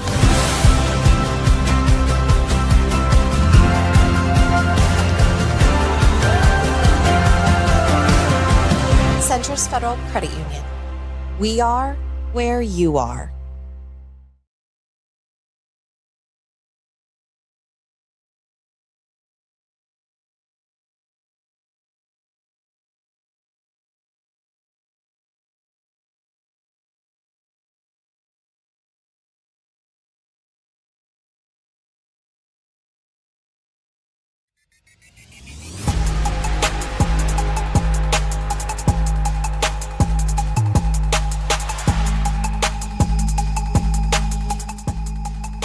Welcome back, Hurrdat Sports Live. That's DB. I'm Ravi. Lulla. We're presented by Centris Federal Credit Union. That is, we're here at Hurrdat Sports headquarters, I guess, not bar and grill, as you can tell. And we are joined now by our guy, Michael Rose-Ivy, former Husker. MRI, what's going on, buddy? What's up, fellas? How you guys doing? I'm good. I don't know what the confusion was in getting in contact with you. Was I panicking and you had it under control the whole time? Yeah, you were panicking a little bit. Sorry, DB. I just did what I was told, to be honest. Just call a timeout. Let's come over to the sideline and talk about it. Careful in those timeouts, MRI. That's true. That's true. I tried to take a page out of your book. You tell me at least once a week, be better, do what I'm told. And I did what the brain trust told me, and lo and behold, you had it. Look, their thumbs up. Like, it's all good. Do what I tell you. Hey, thank you, Shane, for the proper link this morning. Wow. Damon, thank you for helping. No, you guys. No. You got me sent to the timeout kids corner. I just wanted to make sure, MRI. It's like the 15th guy on the bench that cuts down that last little piece of the net. It's not much. It's not much there. But it's something to put in the man cave. Still part of the team. Oh. Still part of the team. Still part of the team. All right, I must be easy target. We're talking. I don't know how we morphed into this fast, but apparently we're playing a team that runs the football pretty well, and the coaches have talked a ton about stopping the run. Ravi, of course, gets very particular about QB run game, like most do. We're dicing through it. When you look at Penn State's run scheme, what do you see? It's a lot. I mean, let's not even start at the actual run concepts. The formations Nebraska will be unorthodox. I think it's Andy Kolecki is the offensive coordinator. Kolecki, yeah. And he was here at Kansas for a while, so you got to watch his offense kind of take shape. I've watched a couple of his clinics too. He is all about creating confusion any way possible for a defense, whether it's with alignment, with the plays they run off of those alignments, the shifts and stunts. So just even starting there, and it's kind of similar for me this week. So we're playing kind of a single wing team, and they move the tackles all over. They line them up over. So I'm drawing all the running cards this week, DB, and I have a headache. I got a good friend on the team we're facing. I texted him. I was like, "Hey, bro, what's up with all this, man? I'm spending 10 minutes on each card, you know? So it's gonna be it's similar process on I GAs got a too. former head coach. He would say, he would tell us, he'd say, listen, we're going to see 28 formations. I was like, wait, that's called the H theory. Whatever is in you when you get squeezed, young Action Jackson is who you are. And that is not a very nice person. That's true. That's 100% true. You're not a nice person. So are you one of those guys? Because I think it's like this with Penn State, where you say, okay, what do they end up being in? Is it 2x2? Is it 3x1? Is it condensed? Do you bottom line it, or do you count each shift and formational movement as something different? I think you have to categorize it. I think if you look at it, and I've looked just back to Indiana and Michigan State as far as my look at them. There are some tells in some of those shifts, kind of what they want to get to. Why are they putting 4 man to one surface to start with, and reducing it to 3? Running types of counters and things like that. So I think there's some merit to digging deeper into those shifts and categorizing. But at the end of the day, you can't lose sleep on saying, hey, we didn't see every single shift from the 4-week breakdown, 4-game breakdown. You get what I'm saying?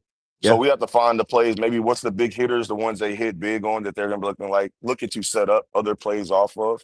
So I think you have to find the balance of making sure you cover maybe the rules of the shift. Hey, we're not worried about what the shift is called, but if there's 2 or 3 offensive linemen extended out of the formation, this is how we will always line up. And that's more so what you've done. You're going to probably get to the base of base defenses in that situation, almost like playing a swinging gate. I remember playing Oregon. I mean, we played with Oregon that year at Memorial, and we probably spent more time on that swinging gate and all the formation sets they do out of that and what they can do than probably a good amount of anything. Maybe it's close to our defensive scout game plan was. So very similar.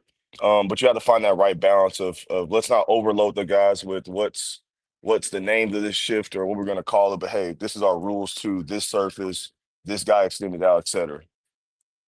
MRI, how about on the other side of the ball, speaking of formations and I guess kind of alignment in general? Because John Butler said something interesting this week about how he thinks Penn State's quarterback, Ethan Runkmeyer, can make the throws when he knows what the coverage is. That kind of indicates to me he wants to sow a little confusion into the young quarterback's mind. Right.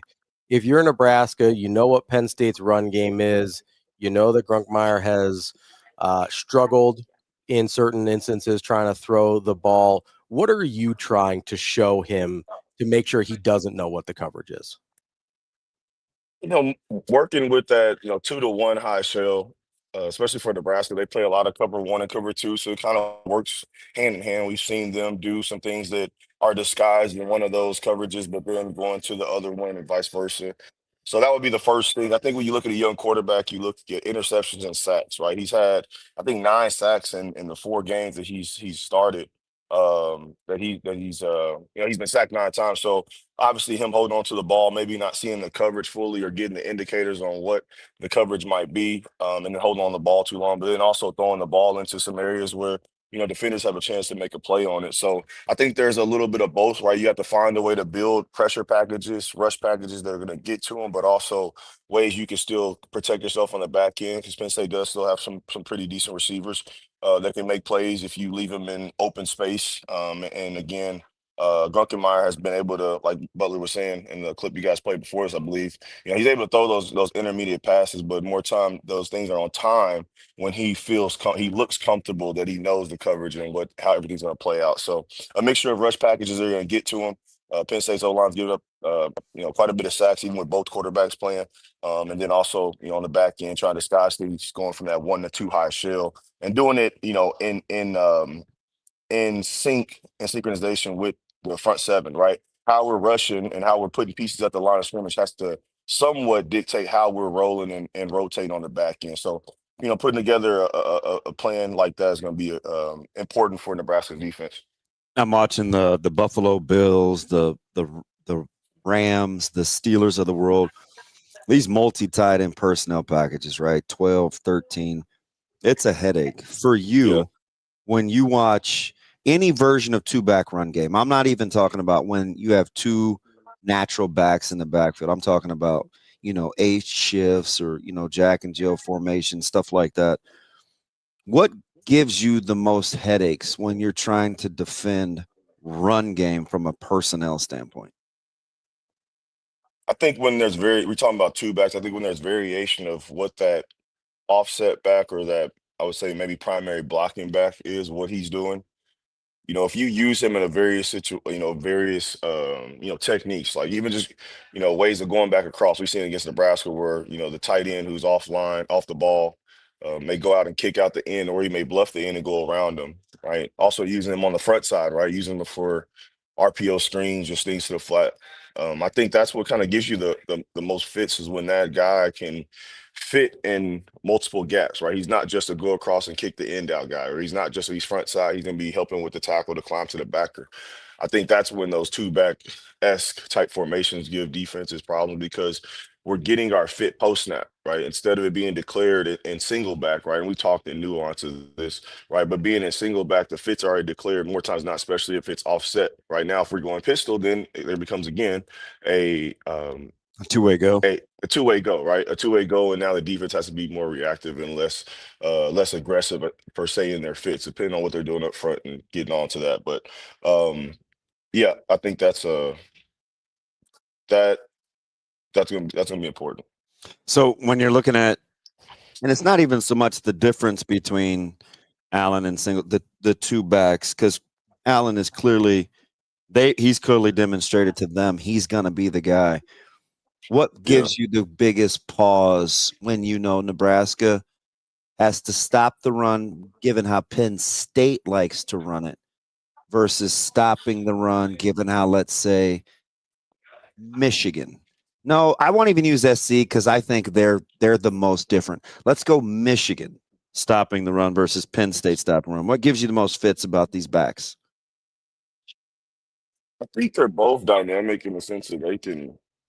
I mean, I can't say I don't think about. I mean, I think you go look at the result of the Michigan game. I mean, you say Marshall and obviously Haynes are both dynamic. Haynes, he was on a spree of long big touchdown runs coming into that game, and you kind of see it from these two guys a little bit too. So I would say there's the same level of concern, to be honest. I think looking at the splits from for Allen in the past, I think 3 games. He faced Ohio State and Indiana, two really, really good defenses, and struggled there. But he did have a 145 yards against a pretty good work. We think is a pretty good Iowa defense as well. So he's very good. He's done it against multiple teams throughout the Big Ten, and obviously coming into the season, everyone thought Singleton was kind of the next guy, right? And Allen kind of takes over the reins as kind of the #1 back. So I think it's the same level of concern. I think, especially coming off of the previous week, and just obviously the quarterback design to run, but just again the formations they get into, having what we understand is a lighter defensive line. We have a team that's adding 6, 7 offensive linemen to these sets, but still spreading you out in weird ways with the backfield and the receivers.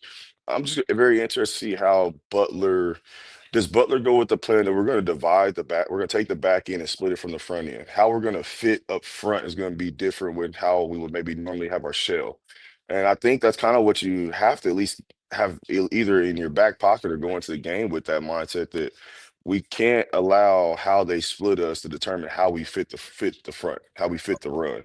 Okay. And it's going to be important with those two backs to keep those guys contained. So I think it's about this. So for me, going into and just seeing what we saw, just knowing we know about our defense, I think it's the same level of concern. Okay, so I want to stay with like the kind of the surface, front side, back side. If you wanted to attack Nebraska, no.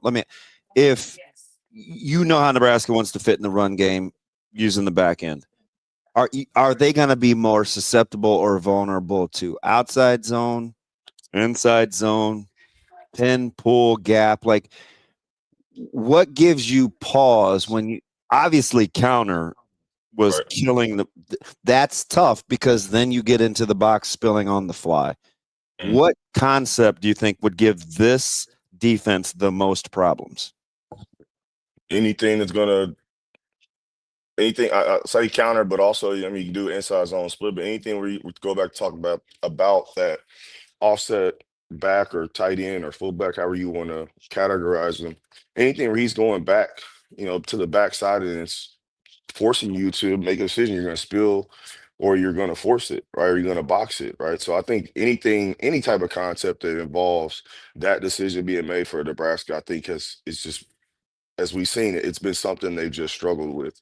And I would say even still with the inside zone is making and maintaining or mid zone maintaining, gap integrity on the inside. I think that's another thing there. So it's kind of playing ping pong off each other, right? Because you're getting different blocking schemes in those concepts, right? But they're attacking primarily what B and C gap, so you're getting the same lanes and same rush pass by those backs where you're creating an overrun to the front side and cutting the backside, or we're not getting the gap integrity to the front side, and now we're getting hit front sides.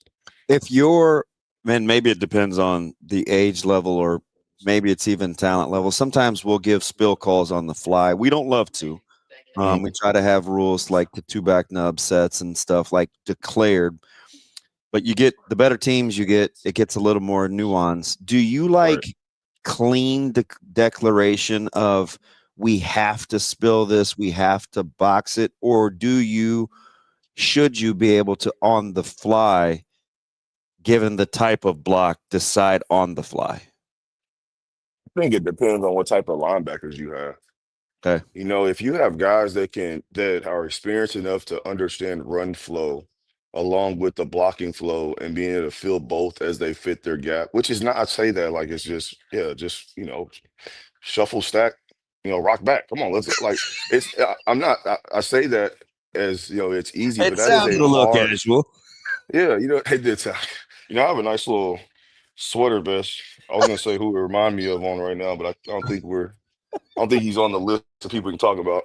But nice little quarter zip sweater vest today. So yeah, I'm in a very casual mood. Got my French vanilla cappuccino. But yeah. Seem more like a caramel macchiato guy, am I right? Nah, not a macchiato. No, I gotta keep it fairly simple as possible, right? Just like my run fits, right? I like my run fits to be simple. If we're gonna spill, let's spill it.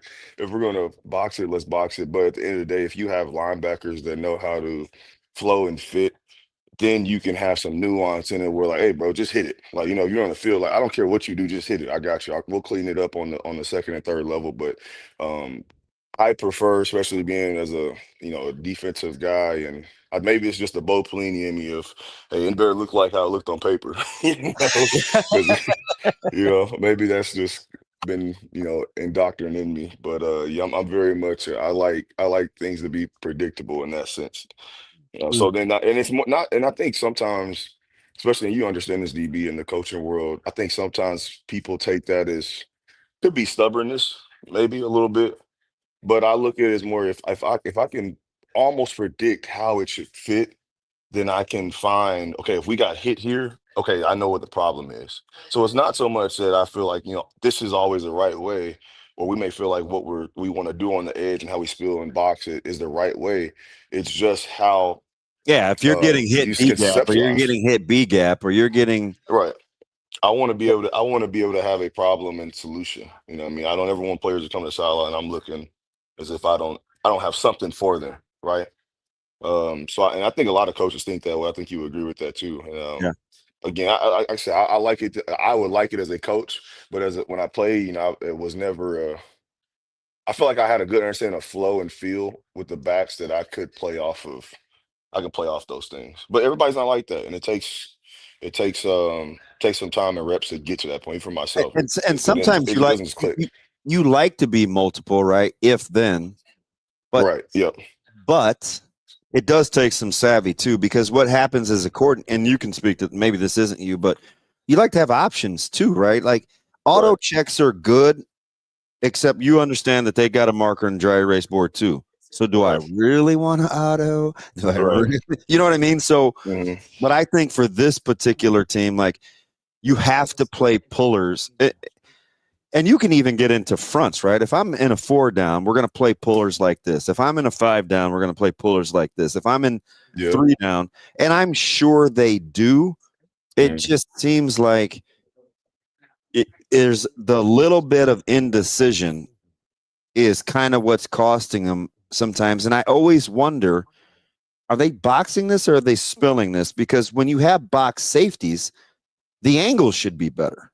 When you have, if you're boxing it for insides, then their fit should be faster, right? So, like, they're just things I think about sequentially where I'm not sure. Yeah, and I think that's a great way to put it. Looking at those angles and how they're fitting, obviously in conjunction with what the run path is. That's Definitely. why I always talk about trust, and it's hard, I think, sometimes for our listener when I say stopping the run is about trust. That's what I'm talking about. Yep. I agree. You may be able to explain it cleaner than I am. I think that's perfect. I mean, there's some nuances. There's some deep dive details you can get into, but at the end of the day, I think it's about trust. Just like, no different in pass coverage. We're playing split field to the left side. I don't care what you're doing on the right side. I got to trust that my two guys that we're playing split field coverage on this side, hey, we understand how to pattern match. We understand how to distribute those routes. And I think in totality as a defense, run fits, it's about trust. It's about knowing and feeling that, for one, I am going to do my job and that someone else is going to fit it properly, that if I do my job, ball should go to me in certain situations, right? And to be for everybody in that sense. But I agree. It's about trust. It's like if you're supposed to be an A gap, own A gap. If you're supposed to be in B gap, own B gap. Right? So, or whatever it is. So then I can get to where I need to be. Agreed. Yep. MRI, want to switch over to the offensive side of the ball for Nebraska. For what you've seen from Penn State's defense and what limited sample size we have of TJ Lateef, do you think we'll see a pretty similar game plan to what we saw against UCLA, or you think with the bye week they might be able to add some wrinkles to take advantage of some of the things that Penn State does? I think it'll be a similar game plan. Penn State has defensively, obviously you go get Knowles, who just comes off of a national championship year with Ohio State, and you expected the defense to look a certain way. Obviously, schematically, it's very, just as much as the offense coordinator is, a mad scientist in the way he puts together formations and alignments and things like that. Knowles is known for that as well, with his back end rotation and doing some of the same 3 high stuff, but out of 4-man front. So the defense hasn't looked as good as I think. Obviously, with Franklin now being at Virginia Tech, it ain't looked as good as they expected it. So I think the same game plan can work against this team. They've been hit and miss on stopping the run. Their sack numbers haven't been as high as obviously people expected. So I think the pass pro should hold up, right? It's in similar fashion that it did with UCLA. So I think they should be fine offensively if they keep the same game plan. Obviously, you get a game like you got out of Emmett. That helps out tremendously. But I think if Lateef can play as poised, I think a big thing that wasn't talking. I think maybe I heard a couple talking heads around Nebraska talk about it or speak on it. Just his composure, and I think Dana maybe spoke on it. His composure coming back home. He could have made that a whole scene. As far as like, pregame, hyping, just overly hyping himself up. And I think that's just a kudos, obviously, to him. He has to live in the moment, but I think just the staff and preparing every single guy to be ready at a professional level to step in and do their job. And 35 tickets, right? Like, that's you've been there, DB, when it's a hassle, that game where everybody in your family wants to come to, and you're coming back home. So, even now, I remember us filling. You're on the computer filling out. He's got 33 guys. That form to fill out the tickets it's a background check. You fill it out for a minute. So, just to get that taken care of and still be able to handle himself the way he did. I really like his poise. I really like the way he played. He put the ball in the right spots. Would like to see, maybe it's a thing. He's more of a pocket passer than maybe I want to say he is. I'd like to see a little bit more designed runs, just with him, just a little bit more. Isn't that funny? Because going in, I told Benny Mack during the pregame show, I said, the funny thing is we keep acting like he's a running quarterback. Like, he spins it better than he runs it. He just has the ability. He just has the ability to do it. To run it, right? Because there were very, very few QB run games. But now you have chances to get other quarterbacks ready. So you may be a little bit more confident Yeah, unleash and run two, game. I mean, we have a solid number two, but I don't think we want to get to number three. You get what I'm saying? So that could be also in the mindset of the coordinator. Like, hey, we know we could probably use his legs a little more in some design stuff, but just understand where we are and the depth of our quarterback.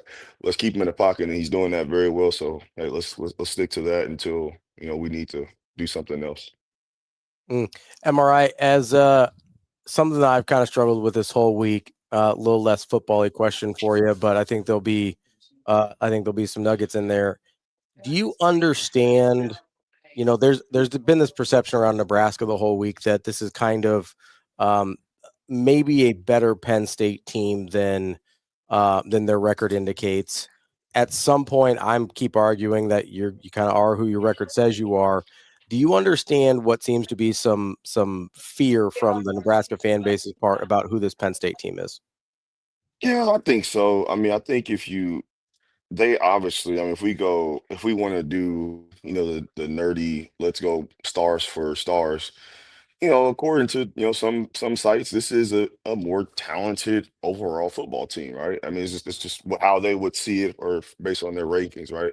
And I think, again, Nebraska's at a point where we're playing the brand, more than we're playing the actual team that we're facing.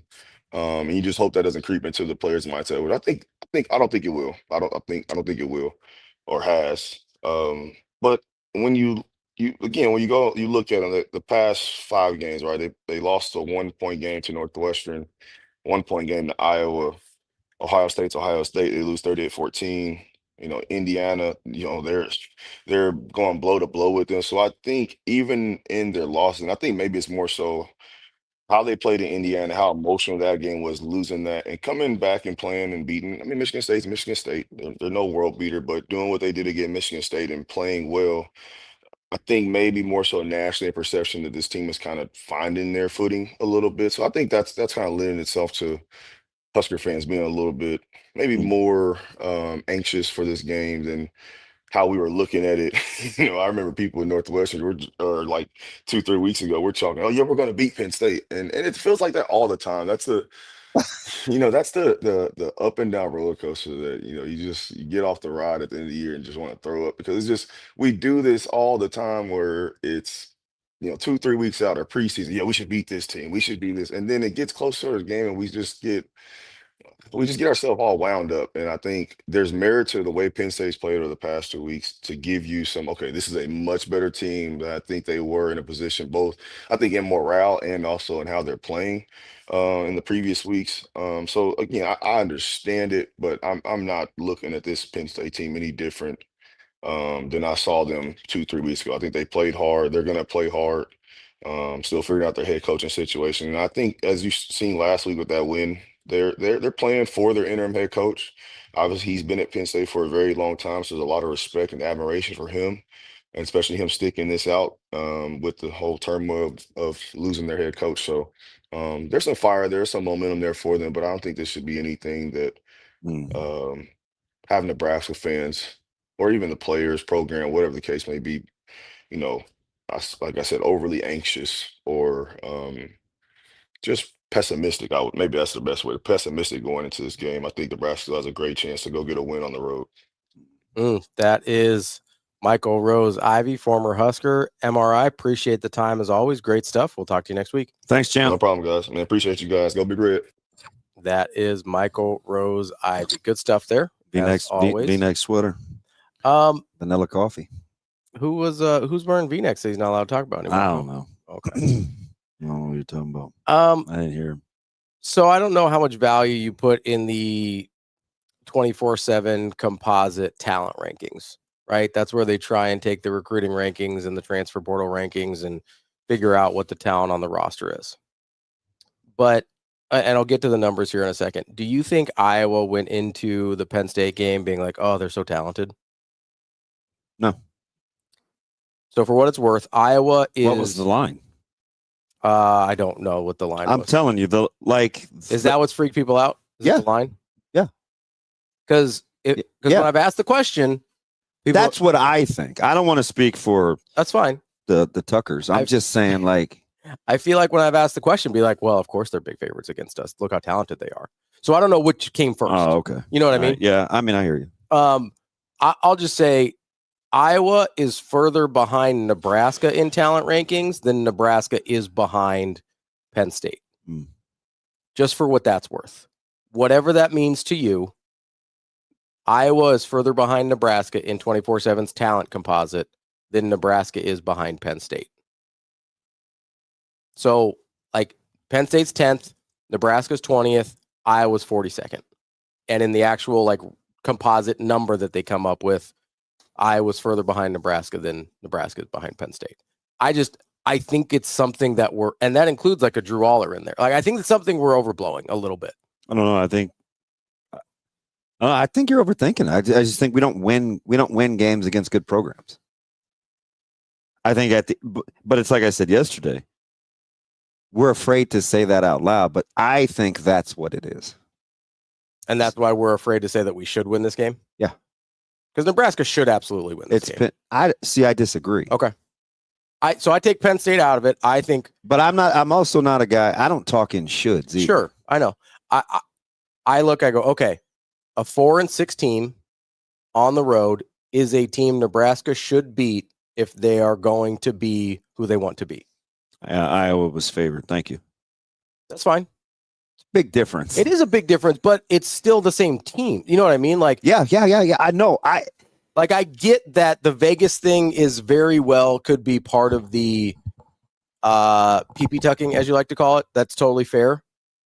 I don't know why we can't just see past the number and be, instead of saying like, oh, well, of course the number is 9.5 or 10.5 or whatever. I think it's down to 8.5 this morning because it's Penn State. We're going to be like, oh, why is Penn State favored by 2 scores? Because that's where I'm at. Right. I understand if they're favored. Like, I thought 3.5 was a number that made sense to me. Basically a pick 'em plus home field advantage. And I said Monday morning I could see 7.5. Yeah. But it does. But at the end of the day, that doesn't really matter to the guys that are playing. I'm telling you that I think that's where the perception comes from. Fair enough. At some point, you have to beat a Michigan or a USC or a Michigan or another helmet program. Sure. Right. And they just haven't. So I think that's a big part of it. It doesn't really matter. It doesn't really matter what the line is. I'm telling you that the line enhanced it. You know, so yeah. I think you're missing my point, Josh. My point is when I say what's the line versus the expectation, it's not that it was a night game at Kinnick. I'm saying my point is because Iowa was wherever this game was played, the perception is that Iowa should win. It would be different, and Ravi wouldn't be having this conversation if the perception was that Nebraska should win. Right. And I think because of what the season... I think you're upset because nobody's giving Nebraska a chance or whatever, or the fear factor. I think given the way both of these teams' seasons have gone, Nebraska should be expected to win this game. Yeah. I mean, it is. I don't know. You at some point, the helmet can't get you. That's what I mean. Like, it's a helmet game. I get that. But you have to win it too. Sure. But like, Minnesota's not a helmet game like that. You know what I mean? Like, they just had 5 in a row, so we created a different mystique. Right. That's what I mean, though. Like, I feel like we create a mystique for everything. Well, that's kind of my point. That's from not. Yeah, I don't love it. I always try to. At some point, we have to get over it, though. Is my point. Yeah. Like, at some point, when it's a 4-6 team, either Penn State is that good, and we have to give them a ton of credit for winning this game on the road, which I don't think will happen if they do, because we just saw it happen with UCLA, or they're not that good, and Nebraska should beat them. I am glad that you feel that they're disrespected, that the line is too high, but I just tell you, like, what difference does it make? I think I'm skipping steps. Okay. Right? I'm skipping steps to what does this look like if Nebraska wins or loses this game? And what will the story we tell ourselves be, the royal we, not you and me, what will the story we tell ourselves be if Nebraska wins or loses this game? So I am skipping steps and getting to, okay, the line starts here. How does that mean we feel about, because we won't call this a great win. We won't call, Penn State on the road. But we will call it a bad loss. 100%. That's what. Okay. So I am fast forwarding, but that's the thing here is I'm laying the groundwork for Nebraska is going. You either have to say it's going to be a good win or it's going to be a bad loss. And if it's going to be a good win, then it's okay to be 8.5, 9.5, 10.5 point dogs. I'm going to say the same thing I told you Monday morning. Yeah. If Nebraska wins, it will be the most talented team that Rule has beaten. I'm totally fine with that. That's what I think. I would agree. I don't think that's what the conversation is going to be on Monday morning if Nebraska wins. That's what's bothering me this week, among other things, which we can get to next. Oh yeah, this ought to be good. You have enough time? We'll see. We can always pick it up after as well, and we can take as short or as long a break as we want. We'll take a break real quick, and we'll get back into the Dayton Raiola of things with DB and me here on Hurrdat Sports Live. We'll be right back. I mean, following Gonzaga, Coach Mack kind of came up to me and was like, what do you think about this season? What do you really want to plan on? And put me on the blue squad a lot, got to play with those guys, and then went down with the stomach bug for a while, which wasn't very fun. But then coming back after that, just playing with those guys, and ultimately I felt like yesterday it was the right thing to do and for my process to get better and better. Oh, it was awesome. I mean, obviously I didn't shoot the ball like all of us did today, but other than that, I feel like my calling card is just playing extremely hard. I feel like I just try to do that every day. Yeah, I mean, a little bit, but obviously they'll be cheering for a little something different in these games than me just checking in, so just for the whole team.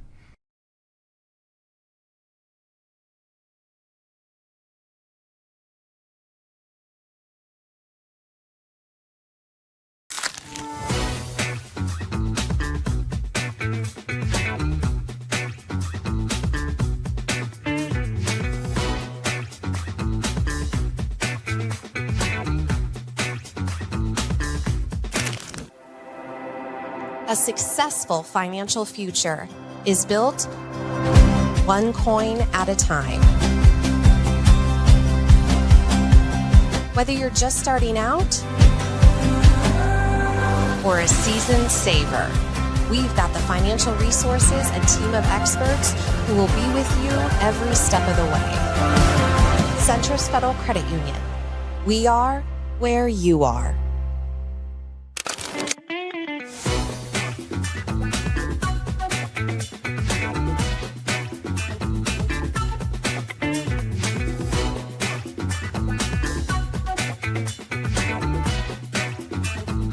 My opinion can't really change from what I've stood up here and said, right? So I've been tooting that horn for a while. The one thing that I didn't know is if he could handle 30 touches a game. You know, I don't think any of us knew that, you know, and we were concerned with the number of snaps and the number of touches early. You know, we had that conversation with game 1 too much and then game 4 too much. Well, is it? Because that's, you know, it doesn't look like it is to me. I mean, the dude just keeps getting stronger, and whatever, you know, we need to do to get the ball to him. One, we're going to do that, but two, he can handle that, you know, and so it's pretty cool to see a young man that's worked so hard that is getting the credit that he deserves. You know, I mean, just look at the numbers. The numbers are as good as anybody in the country, you know, and what I see is a motivated guy that practices hard and has a great attitude. You know, had a great practice out there today and is looking forward for another opportunity to go play the game he loves. And so, you know, just really proud of him and where he's at and what he's doing.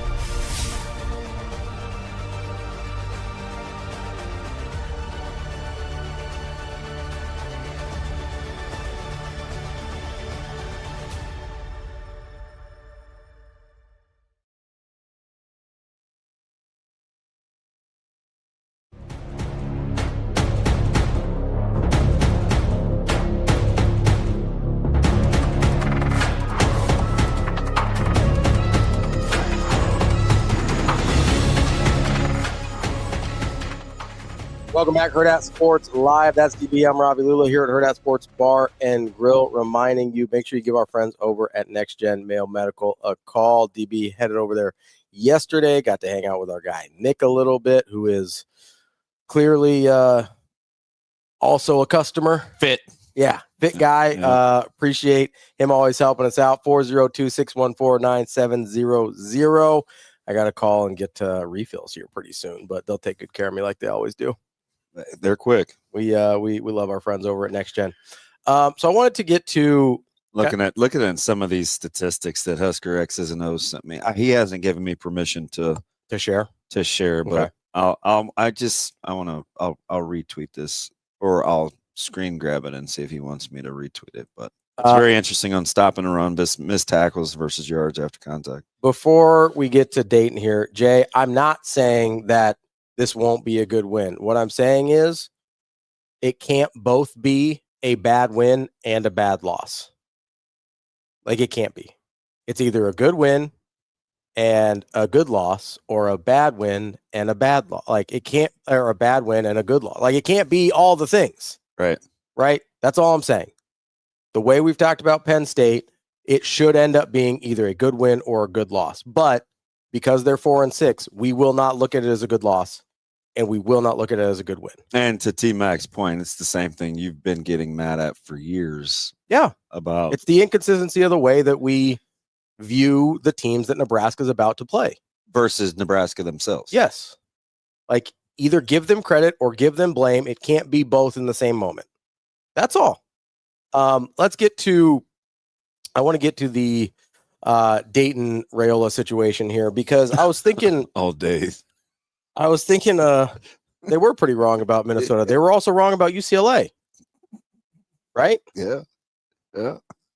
Amazing, Daniel. I would kind of agree that there's no bad wins. I also don't think there's good losses. Like, this has been my thing with the SEC, right? I don't care about your good losses. Like, get over it. You lost. That's why we play games. It's over, right? That's why if you want to tell me Miami has to be in over Notre Dame, if you're picking one of the two, all right, they played. Same thing with A&M. Like, they played, right? No good losses. Doesn't matter. Losses are losses. I agree. Let's get to Dayton, though, because I spent a lot of time thinking last night, because I'm trying to figure out the plausible reasons for the decommitment, right? I'm spent 12 years as a financial investigator. Sometimes I like to lay out the options and see the most likely outcome, right? So here's where I landed on Dayton decommitting from Nebraska. I think there's three main options. Number one, didn't see a clear path toward playing time at Nebraska. You've got Dylan, and then TJ, and then Trey Taylor. That's an uphill battle for anybody. Didn't see a clear path to playing time for Nebraska. I think that's a very plausible explanation for the decommitment. Number two, wanted to forge his own path. Didn't want to follow in the footsteps of number one prospect Big Brother. Maybe didn't want to have to live up to the family name and the mystique. Maybe just didn't want everything that had to do with being a Raiola in Nebraska. That's option number two. Number three, and this is where we get in the weeds a little bit, and we'll have to parse through. Maybe he or his family or people around him, coaches, I don't know, whoever, haven't necessarily loved how Dylan's first 2 years went at Nebraska. And so they're looking at other options. That would seem to be the option that a lot of people that have talked to me think, that this is a harbinger of something that's happening with Dylan. That seemed to be a very popular theory online. So I included that one as well as a plausible theory. All right, so what's the first one again? Just didn't see a clear path to playing time. That to me is the simplest explanation. So, but if that's the case, then what's changed? I mean, so the thing that would have changed is they saw TJ in real game action against power conference opponents, and they're like, he's maybe further ahead than we thought. So not even anything to do with Trey, just TJ's development. Yeah. Okay. Because if you were in here before Trey, I think you think, hey, I've got a shot to get ahead of him once I'm in the program, and then he has to wait on me. But if you think you're behind TJ and you know Trey's coming on, then that looks a little bit more murky on my path to playing time. Okay, give me two. Number 2 is he wants to forge his own path. Doesn't want everything that has to do with being attached to being with his family in the state of Nebraska. And then number 3 is something to do with Dylan's time here has led him to not want to be here. So that,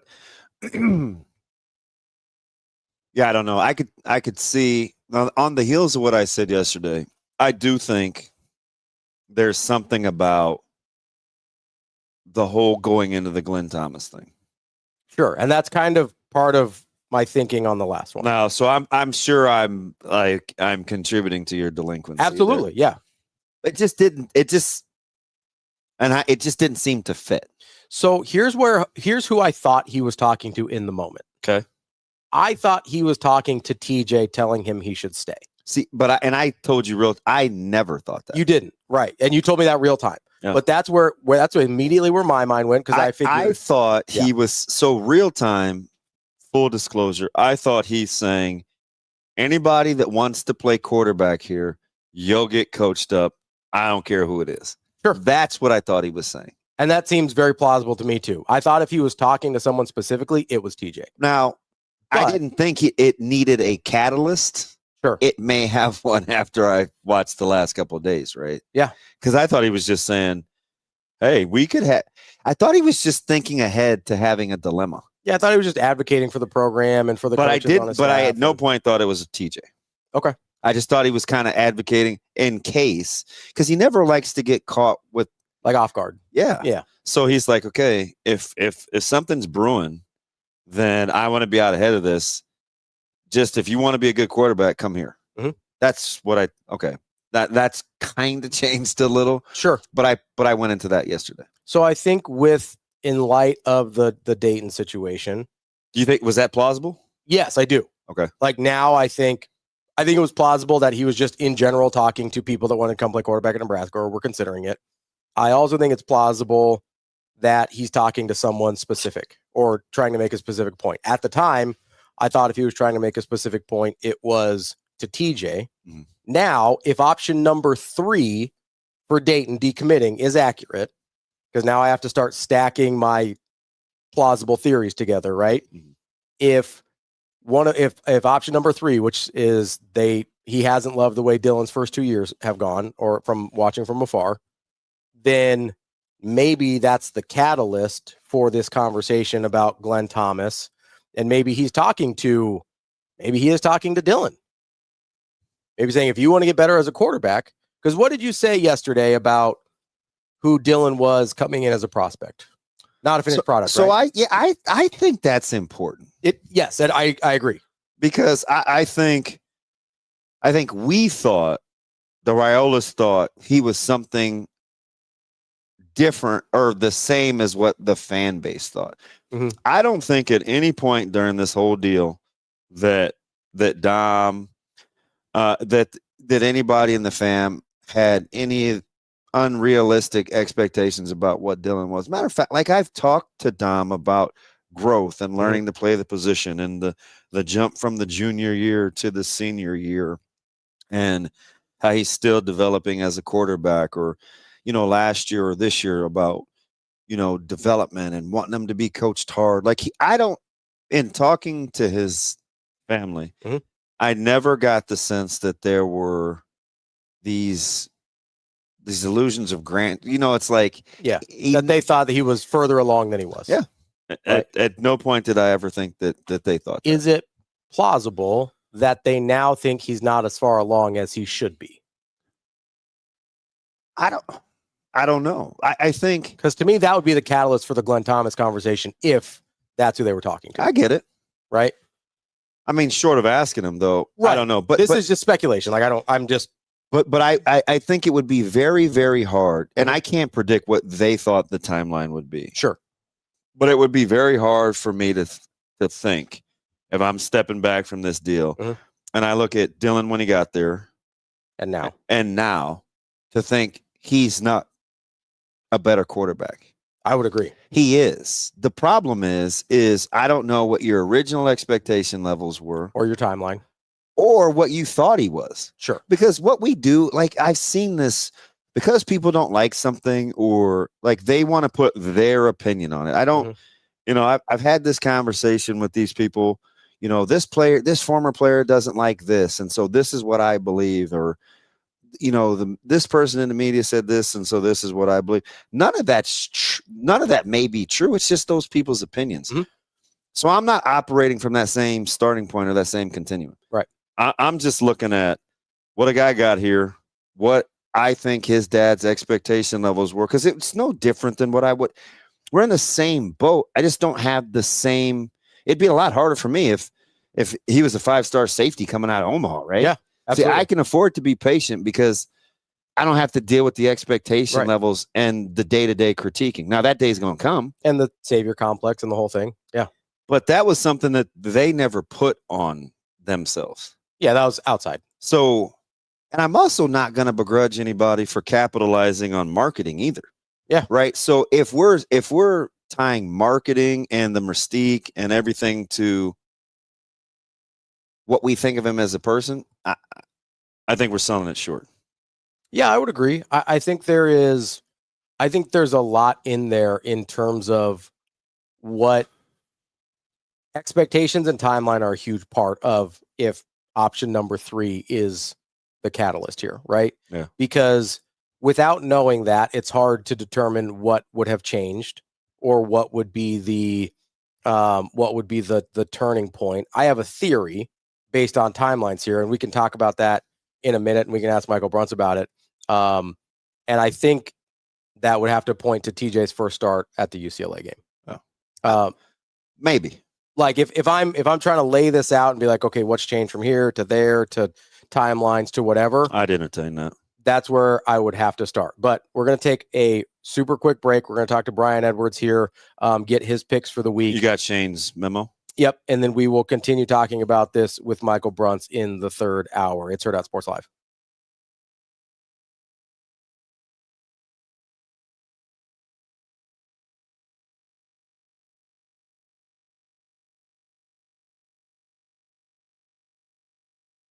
Yeah, it's super cool. I think my teammates were just getting me the ball in the right places, trusting me. But I think overall it's just a great game for us to be able to go out there and play more of like 4 complete quarters. And I think we played with great pace today.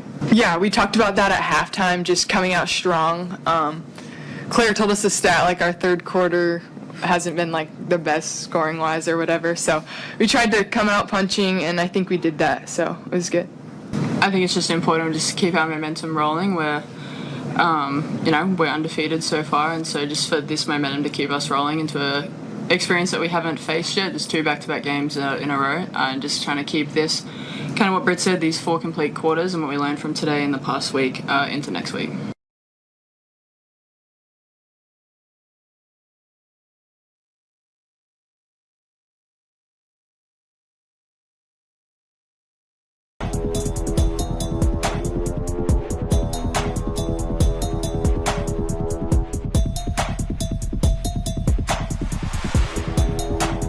Welcome back, Hurrdat Sports Live. That's TBM Ravi Lulla here at Hurrdat HQ. We are joined now by Brian Edwards, our Vegas insider, and from Major Wager. B, what's going on, buddy? What's up, fellas? How we doing?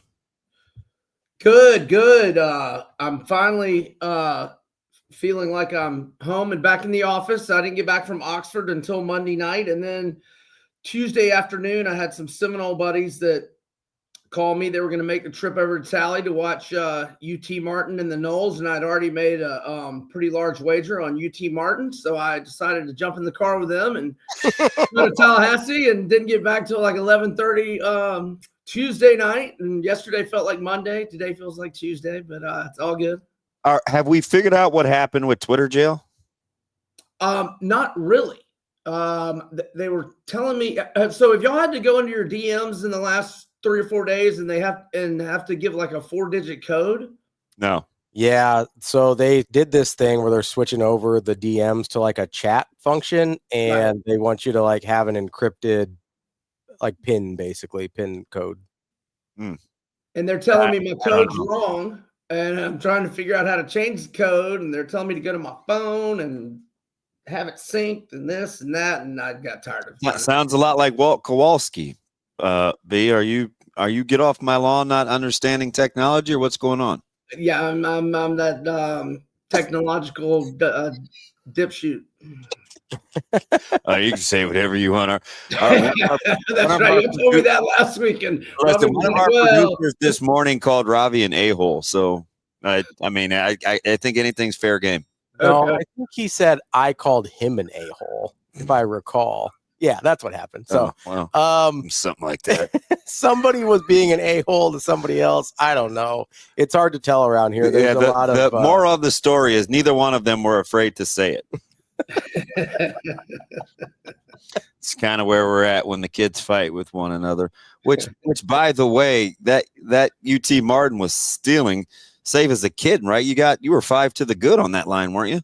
Yeah, and I had them first half. I think they lost by 14, and I had them 21 from early in the morning. I think they closed 19.5, but had them first half plus 12, and they were down 3 at half, and had their team total over 71.5. So it was good, but I needed it because my picks I gave you guys last week were garbage. Fortunately, I had some good live bets, especially Texas A&M at halftime. That should have been my biggest bet of the season. And then I got the Ravens live when they were down 7. Before I knew Shedeur was coming in, I might have been hesitant, but then Shedeur didn't play well, which kind of surprised me. But oh well. You'll get all your Shedeur critiques after this week. Yeah, for sure. I bet he'll play a lot better, is my guess. Yeah, that's just how they drew it up, is that Shedeur Sanders would be starting this week when they drafted him. For everything that was coming out of the camp, you moved off of Flacco, you started Gabriel. Like, this is just how the Browns organization drew it up. Boy, they have QB issues for decades. Let's start with college hoops tonight. Troy. The other Troy, not the men of Troy, as they see these guys, 18 and a big number. You're going to eat it? You're going to lay it? What do we got? I'm going to take those points with the Troy Trojans. I love their coach, Scott Cross. I've loved him for a long time, back to his UT Arlington days. So they played San Diego State 2 nights ago, and San Diego State hit a beyond half court buzzer beater. Don't know if you guys saw that, but it's a rugged San Diego State bunch. Yeah, they hit a beyond the half court buzzer beater to force overtime. So you would think it had to be deflating for Troy. No, they ended up winning in overtime and cashed plus 1150 money line tickets. I think they were 15.5 point underdogs. They're now 3-1, both straight up and against the spread as underdogs this year. They've got wins at Furman, at Kent State, at San Diego State. This is asking a lot coming back from an OT game, in a quick turnaround. But we're catching 18.5. And they just went out right at San Diego State. They got a stud power forward, Thomas Dowd, 25 points, 19 boards against the Aztecs. Give me Troy plus 18.5. Ooh, all right. Let's move over to the ACC. You love betting against FSU, regardless of sport. NC State plus the 5.5 against the Seminoles. I'm not going to say my Seminoles because I don't care about their basketball team, but what do we have there? Yeah, bad call on my part last week. But NC State has won 3 in a row and 5 of 6 in this rivalry. And the Noles, now they don't play every year, but they play most year, more often than not. And the Noles haven't won at Carter Finley since 2016. And I feel like they've been losing these Thursday and Friday games at NC State going back to the late Bowden tenure. And NC State, they are pretty good at home. 4-1 straight up. They beat Georgia Tech by 12. They beat Virginia, beat a pretty good East Carolina team, and their last 10 as home dogs, 8-2 against the spread, 6 outright wins. FSU 0-3, both straight up and ATS on the road this year. I'll take NC State plus 5.5. Interesting one here. You're going to ride your Gators. I said this is a game on Monday. I said this line makes absolutely no sense. Florida has benefited a lot, I think, from soft lines. I think a lot of it has to do with their defensively, and they're usually in the game in the first halves. But with a low total, just 37.5, you got to think 4 may be plenty for the Gators to keep this close. Yeah, this is mostly just because Tennessee never plays good at the Swamp. They haven't won at the Swamp since 2003 when Casey Clausen was the quarterback, and he won their back-to-back 2001 and 2003. Without Casey Clausen at quarterback, the Vols haven't won at the Swamp since 1971. And, I got to go Gators here. They're getting Caleb Banks back. He hasn't played since the LSU game. He was preseason All-American. Most of the Kuipers of the world had a first-round grade on him going into the season. And we didn't have our three best receivers last week. Obviously, two of them are gone for the year, but Vernell Brown is going to be back this week. So that's two really good impact players that are back. So, and look, in their last 8 home games, Florida's actually 7-1 straight up, 6-2 ATS. The only loss was by 2 to USF, and they're catching 4 or 4.5. I'll go with the Gators.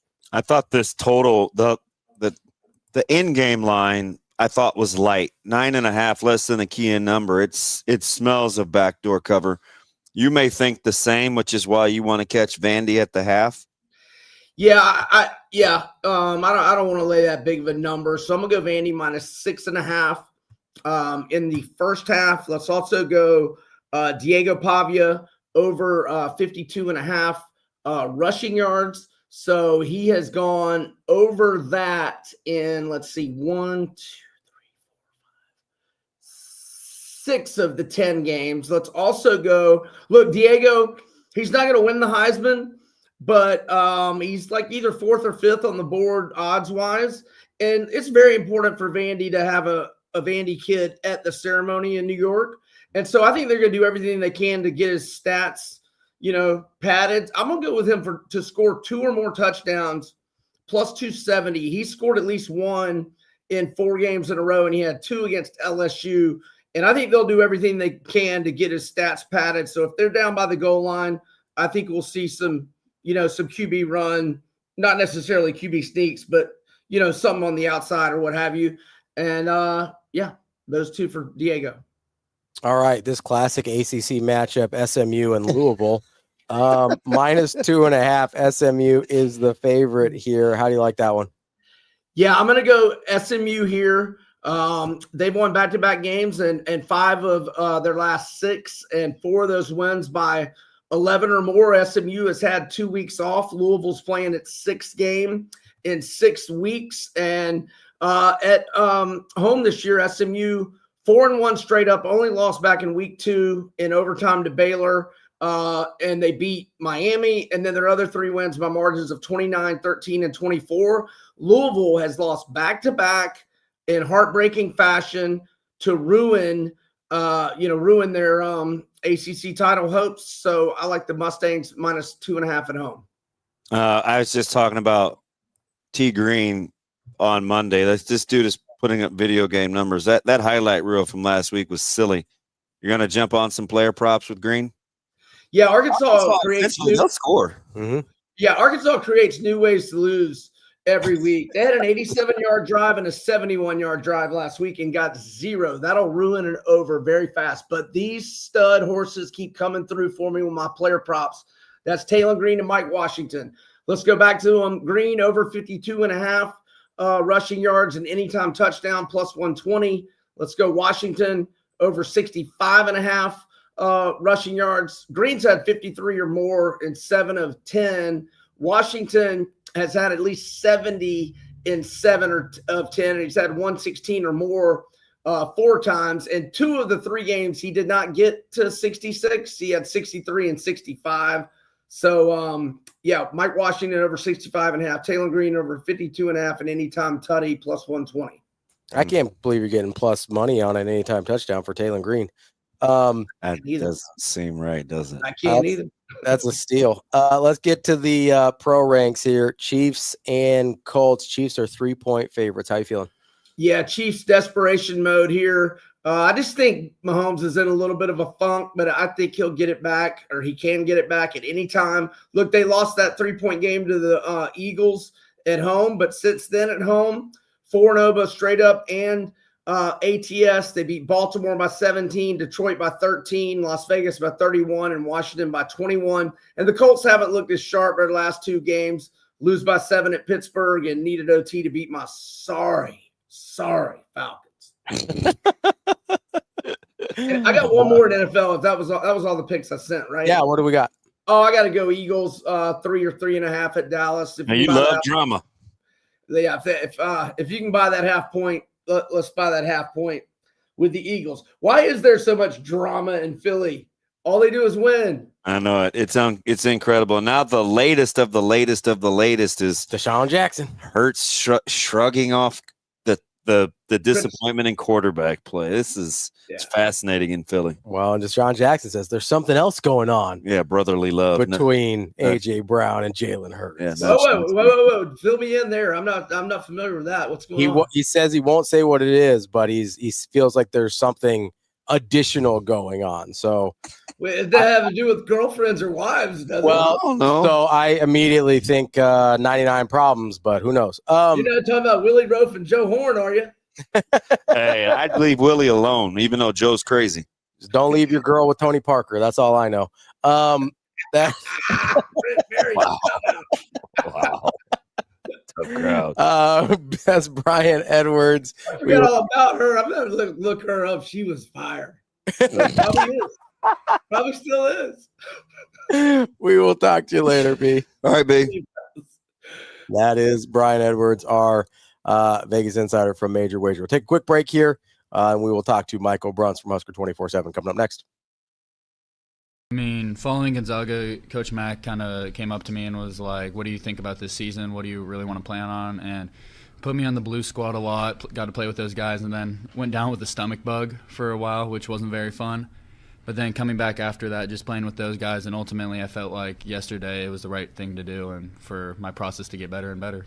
Oh, it was awesome. I mean, obviously I didn't shoot the ball like all of us did today, but other than that, I feel like my calling card is just playing extremely hard. I feel like I just try to do that every day. Yeah, I mean, a little bit, but obviously they'll be cheering for a little something different in these games than me just checking in, so just for the whole team.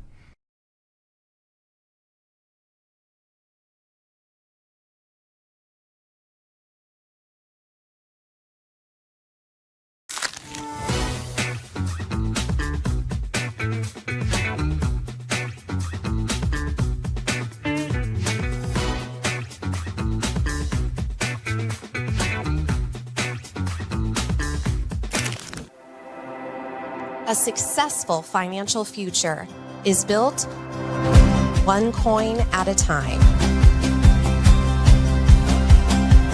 Whether you're just starting out or a seasoned saver, we've got the financial resources and team of experts who will be with you every step of the way. Centris Federal Credit Union. We are where you are.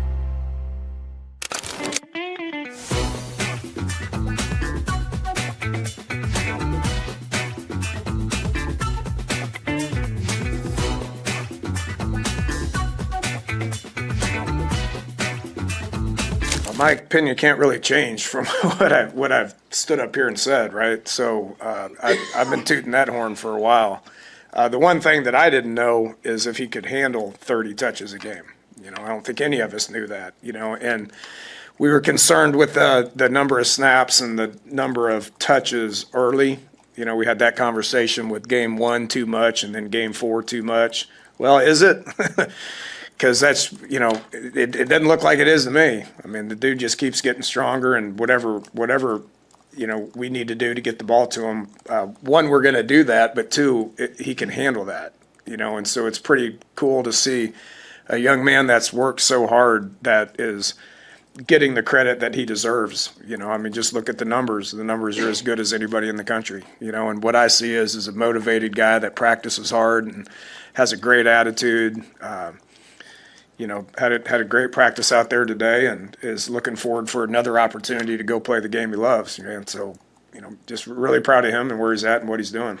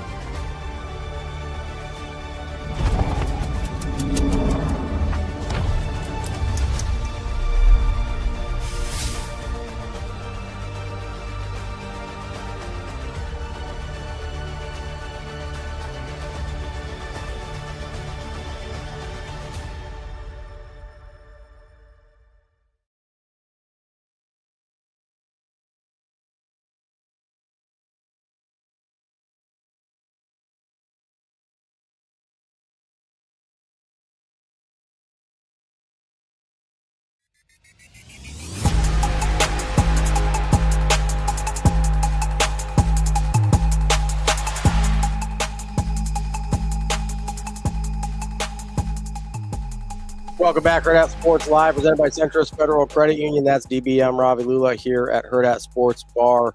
And no, we're not at Hurrdat Sports Bar and Grill. I made it so close. I got through 2 hours today before I screwed it up. Well, you talked yourself through the other boo-boo, so I didn't count that one. Oh, so that's just the first one? Okay, well, listen, once in 2 days, not terrible. A way to not screw up when you're looking for your first home is to make sure you get in contact with Centris Federal Credit Union. They've got programs and experts to help you out through this process, which can get a little overwhelming if you've never done it before. Their My First Home program offers up to 105% financing with no private mortgage insurance required. And as I mentioned, they've got a local team of experts ready to help you every step of the way. Get started today at centrisfcu.org, subject to credit approval, terms and conditions applied, federally insured by NCUA, and an equal housing lender.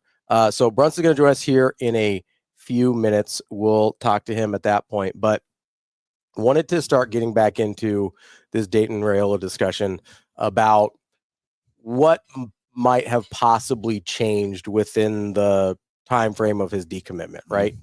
And I think the first two scenarios I laid out are pretty self-explanatory, which is why I'm mostly focusing on the third. Like, if you didn't feel there was a clear path to playing time, there's not that much to dive into there. If he wanted to forge his own path, there's not that much to dive into there. The third one's really the only one with additional variables, right? So I don't think one of these is necessarily more likely than the other because I don't have any information to tell me otherwise. Although I do think the second one just instinctually doesn't feel like the one that it's to me. I think it's probably 1 or 3, but that's just my gut here. The third one's the one that has interesting variables about whether or not they're happy with how the family's experience has been at Nebraska so far. And the question would then be, what has changed as of late?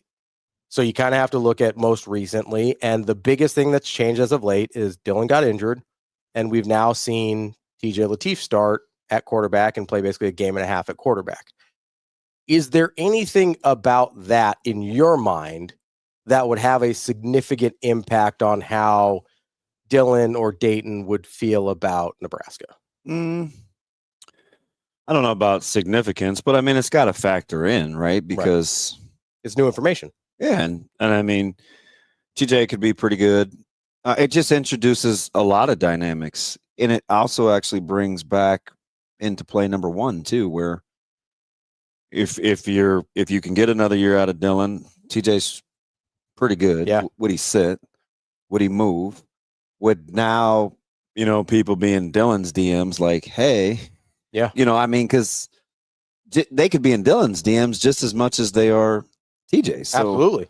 I mean, Coach, he said like 4 or 5 different times that guys are in his players' mentions, and he talked about quarterbacks. So I'd imagine they're all one and the same. Ask Bruns. Yeah, let's talk to our guy Bruns here. Ask him what he thinks about it. We're joined now by Michael Bruns of Husker 24/7. Skullcap, I say Bruns. wearing the beanie today. I like it. What's up, Bruns? I did the Ace Ventura parking job in the driveway and ran into the house. So I'm sorry. I don't have the jacket off. Did you whip that thing around? Yeah.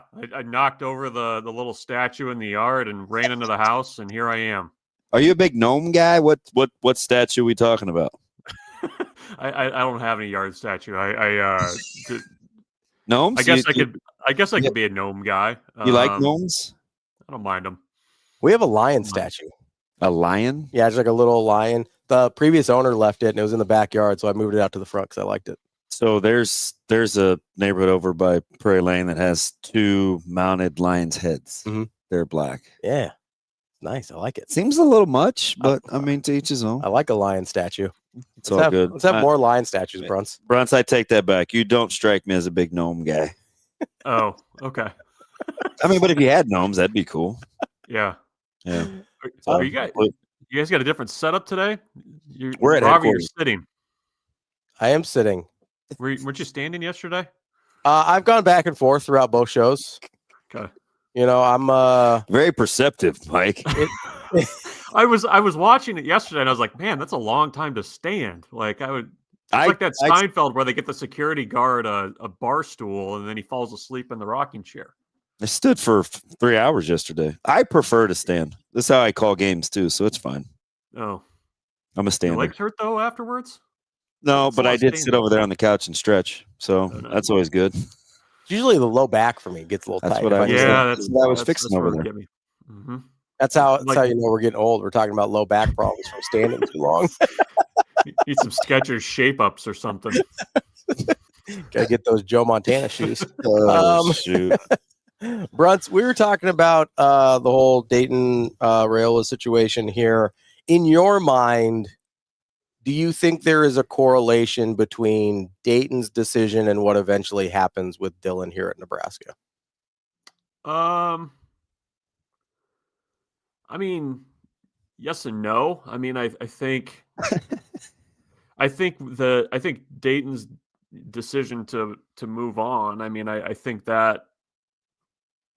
I mean, it's one, I guess, one less thing to kind of put in Nebraska's column for why connection there. I guess.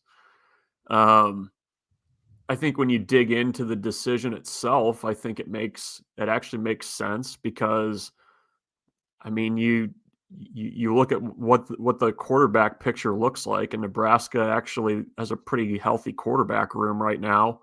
As a quarterback, how long do you want to go and sit and compete? Because, I mean, now you've got a quarterback in TJ Lateef that by the end of the year is going to have, I mean, not significant, but a good amount of starting experience. That picture has changed. You've got Trey Taylor coming in right behind you that you're going to have to compete for whatever the role is that you're going for. So I get that. I mean, I think when you kind of dig into the actual decision itself, that makes sense. The timing of it is a little odd, right before National Signing Day, 2 weeks before National Signing Day. But, I think as it relates to Dylan, though, I mean, I'm kind of the opinion, and this is not a Dylan specific thing. But I think in college football nowadays, you just have to approach roster management at the quarterback spot that every year you're having to re-recruit your quarterback. Like that's just, I think, the way it is. I mean, look at what's happening at Arizona State with Levitt. Like I think that's going to be more of the norm. Sellers at South Carolina, CJ Bailey. I mean, there's guys linked all over the place. Like, and that's nothing about Dylan's situation. I just think that's the nature of quarterback roster management right now in 2025 is that you just every year you're going to have to kind of re-recruit your roster. And I think that's especially true at the quarterback spot until you get some kind of significant change in the way that this stuff is handled with NIL and everything else. So, I think with, regardless of what Dayton would have done, I mean, I still think that's a conversation that you're probably having regardless about your quarterback is just, making sure that things are locked in. I mean, you had, Cal's quarterback the other day reaffirming the fact that he was going to be back. You almost kind of need it's like a recommitment ceremony, right? Like you're renewing the vows every year. So, last year with Dylan too, right? I mean, yeah, I mean, that's, I think that's, people just need to get comfortable with the fact, no matter how uncomfortable that is, that's just going to be, how things operate now. Go ahead. Are we headed for a situation? Sorry, are we headed for a situation where eventually we see someone sue a quarterback for leaving? Because my thought goes, okay, so if it's a year-to-year situation, well, let's sign a 3-year deal. And then it's like, okay, if you sign a 3-year deal, what's to keep the quarterback from breaking that deal? Because an NIL deal doesn't affect eligibility. So what's the thing to hold them to the deal? And eventually I landed on somebody's going to get sued. Yeah, that's basically where we always end up in college sports, right? Like every rule change, somebody's getting sued. But no, I do. I don't know that we're to that. I mean, that'd be a hell of a line to jump over, I think. But I mean, I don't know. I mean, like you've got a point at some time where things are gonna slow down a little bit with this. But I mean, I guess that's kind of how I approach it. And when you get reports about so and so's looking around and whatever, it's like, well, I mean, Matt Rule said pretty clearly that players or opposing coaches are in DMs about their players. I mean, I think you kind of have to be naive to expect that that's not happening frequently, especially at the quarterback spot, which is such a premium position. Thank you. I was hoping you drew something. That's actually pretty good. It's because he wanted to be a profiler. That's a sketch of you. If you were ever a suspect in a crime, that's what he would come up with. That's what I would look like. Just glasses and a skull cap. So with a little bit of facial hair. So Bruns, let me ask you something, because this always bugged me, and full disclosure, this is like just because I know the family, so I was a little protective, but it kind of always bugged me that the perception of how the family handled their business wasn't always in lockstep with how I think they viewed their son, right? I think sometimes we viewed the business opportunities and the marketing, and it was convoluted by the fact that they were never under the assumption that he didn't need work or need to be developed, right? Sometimes I think we forget how little inexperience he actually had playing the quarterback spot at a pretty high level, given the ranking coming out of high school, because I think it happened pretty fast, right? Do you think the name versus the ranking, did it ever match the quarterback experience when we were critiquing this thing all along in your vantage point? So you're asking if the family felt that there was more development that was needed based on. I think Dom and those, like, I think the fam knew that he always had a lot of work to do, right? Yeah. I think the fan base, we wanted him to be more of a finished product quicker. So the timelines are disjointed. So now we get kind of this. Yeah, no, that's fair. I mean, I think, I can't speak to how the family felt about things, but I mean, I would guess that, they were pretty open-eyed about things and what was still needed, development wise. It's tough. I mean, and especially at the quarterback spot, when you come in with that kind of juice behind your name with the rankings and everything, it's hard to come in and just kind of set the world on fire, and especially to do it from day one. I think sometimes the guys that are able to do it too are also in situations where the picture around them is a little bit more developed too. Like I think it's kind of tough to ask a guy to come in and really kind of jumpstart an offense that needed to be jumpstarted, probably at more than just the quarterback spot. So, I mean, I think, expectations, from the fan base were maybe a little bit supercharged, but I mean, there's a lot of excitement about him. That was a big recruiting win. Legacy commit or legacy quarterback that had been committed to Georgia. I think, I think that's kind of the reason for it. And frankly, a guy that, a fan base guy that chooses them, like, I think that was the excitement about it too. So we'll see where things go, but yeah, I mean, I think, in kind of hindsight, looking back on it, I mean, the Glenn Thomas conversation and random mention was kind of funny this week now. But I mean, that's all part of it is the development piece and, how he's kind of coming along. Well, let me ask you something, MB. When I always like to ask you about future headlines. If Nebraska wins in State College, is it the offense, defense, or special teams that grabs the headline?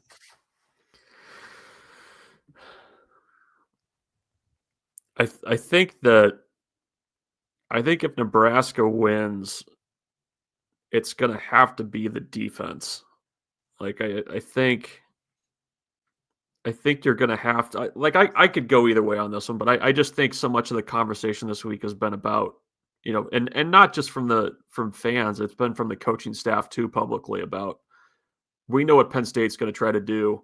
We know what we have to do to game plan. Like it's about run defense.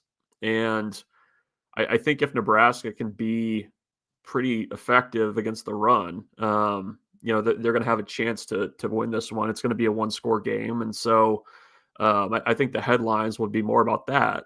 But on the other hand, I mean, there is a lot of intrigue about how TJ Lateef is going to look against a better defense in a much more difficult environment. So I think the headlines are going to be about TJ Lateef. But I do think the biggest key in this one is what Nebraska can do against the run, and what's probably going to be a low possession type game where you're not going to be able to give up, a 16 play drive like you did against UCLA. Like, you're going to have to get off the field at some point when you have the opportunity to do that. So that's a really convoluted way of saying both. But I do think Lateef will be the headline, but I do think the biggest key is Nebraska's run defense. Bruns, if we've talked a lot about what we think Penn State's going to do and how they're going to try and dictate the way the game goes. If Nebraska was able to dictate pace and style of the game, what do you think that would look like? I think it would look similar to UCLA, like without the long drives that you gave up. Like, I think the good recipe for Nebraska on offense is you get the running game going, which is going to be a challenge against Penn State's front, but and then you mix in some big plays. I mean, that to me is the recipe and how you kind of control things. I mean, I think Nebraska has the special teams where they can make Penn State have to drive. Like, it's just, again, when you get into 3rd and 4, can you get a stop and force a punt?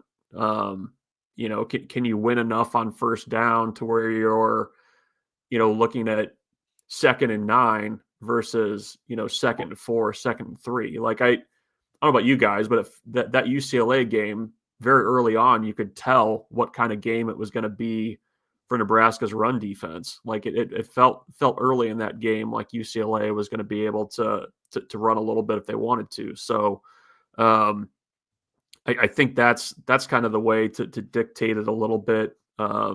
You just got to get off the field and be better on 3rd down on defense. And I just think, you don't want to hear it, but I think Nebraska's got a lot of comfort in these 1-score games. And I think that's kind of where this one's headed. So we'll see. That's interesting. You bring up 1-score games. Our little friend here has been having a hard time this week managing the expectations, the record, and the point spread. And I think the point spread is the least of important of the bunch because it's a lot, though, right? Yeah. Oh, jeez. Go ahead then, Kerosene. Just gas this thing up. I certainly think so. Some are saying it's a lot of points. It's a lot, isn't it? All right, so they hit to Ravi's point. If this thing opens, if it's 7, and then Penn State still has the losing record, and we're talking about their talent, do you think it's a lot easier to negotiate in Nebraska's fans' heads than it opening at 10 and them having a losing, like, because that started the whole, like, what do we believe in and talent, and can we win another game against can we win a game against a helmet team? Because I do think this would be the most talented team Coach Rule has beaten if they win. Yeah, no, I mean, go back to what the conversation was at the start of the year about Penn State. Like, it's, you have a different quarterback in there, obviously the coaching upheaval and everything, but I mean, a lot of those guys that you thought highly of back in August are still there in November. We'll see how motivated they are and with everything else. But yeah, I mean, it's kind of tough, I think, to square the record with the points. And I think you just kind of have to remind yourself that, for all of James Franklin's issues, they recruited pretty darn well. They've got guys that can play a little football. And so, yeah, I mean, I think that's the tough thing to square, though, is the record with that. But I agree with you. I mean, I think if Nebraska goes in and beats Penn State on the road, I mean, that's by far the best win this year. And Yeah, I mean, I'd go along with, that being probably the best team that they've beaten in the 3 years that Matt Rule's been there. I mean, I think kind of combined with the roster and just kind of what you're walking into there and having to win a road game in a tough place like that. I mean, I would go along with that. Can I give Is you Northwestern number 2? No, they appear to be pretty good. They about Northwestern Michigan. Mm-hmm.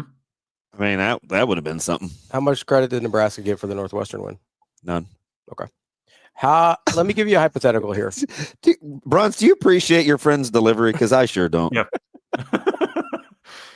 he's not. He doesn't. He's been surly all week. Yeah. Let me give you a hypothetical here, Bruns. Let's say everything that we know about Penn State is true, but it's all true about Michigan State instead.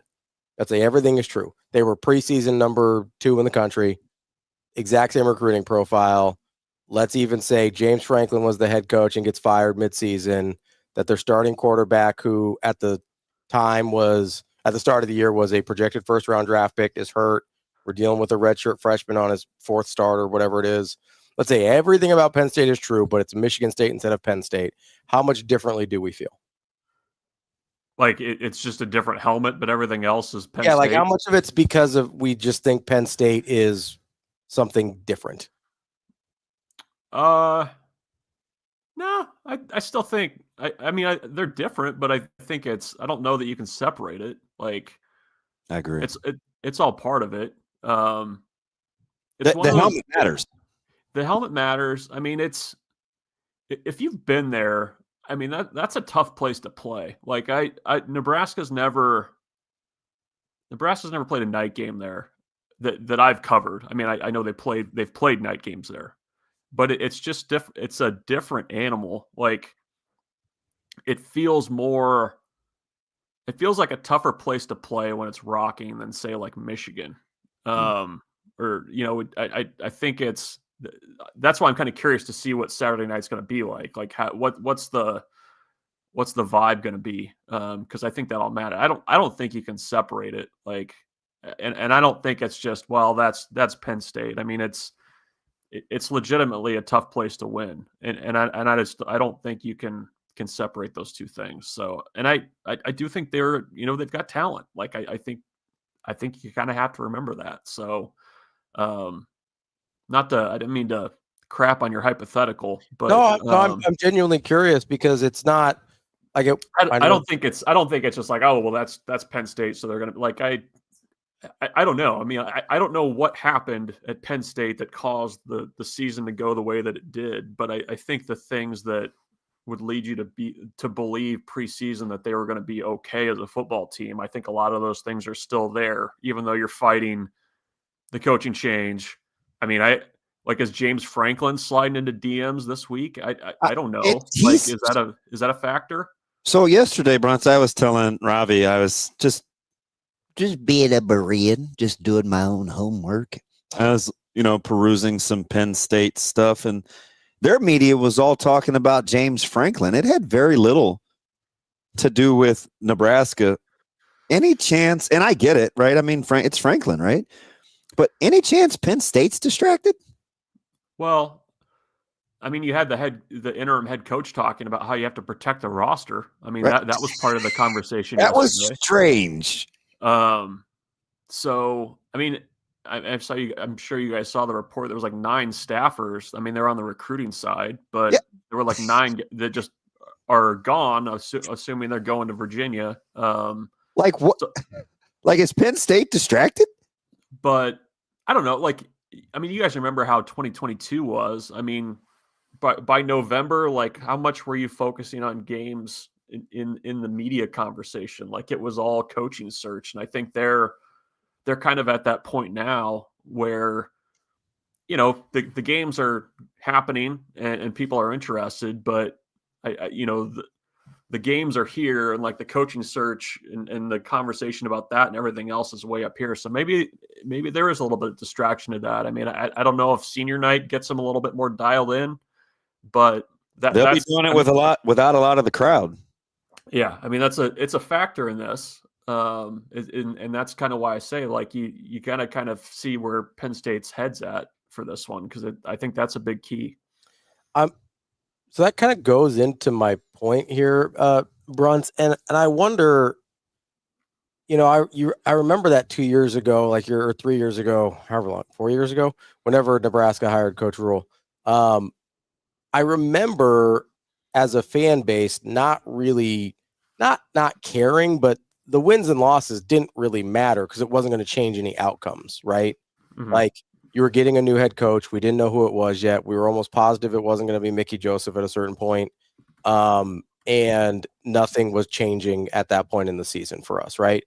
I wonder how much of that is also true for Penn State when you sit here and you say, with the added addition of some of these guys are getting recruited by their former head coach. That wasn't happening with Scott Frost. Like, Scott Frost was not trying to poach the roster at all because he had nowhere to go. And it was pretty clear he wasn't going to have somewhere to go as a head coach, at least. So like, there's even an added layer with Penn State. I am really, really curious about not just the headspace of the players, which I think is in question, but also the fans. And just, I understand that in general, Penn State's a very difficult place to play. I am really curious about if that's true on Saturday. Yeah, we'll see. I mean, you're talking about 2022. I mean, basically by the middle of October, like, Nebraska went to Purdue and lost that game. And it was kind of, I think that was the point where we're just like, okay, like, yeah, you got to play this out. And that's why I was very curious with Penn State when they went to Michigan State last week. Like, if they would have lost that game and you don't even have the bowl game to play for at that point, like, what are you walking into? And I'm curious to see if the bowl thing is even a factor. But that's kind of the great unknown, I think. And well, according to Ravi, those guys won't be around to play in the bowl game anyway. I can't imagine most of them will be.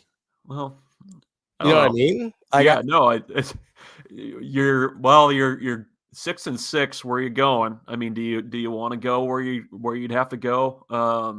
I don't know, but it's at least something that some kind of string that an interim coach can pull on a little bit to kind of get people going in the same direction. So I don't know. I mean, I agree. That's a big factor in this one and that's why, I mean, the 10.5 number, I get it, but it's kind of like, well, how much value are we assigning to, what everything else that's swirling around there?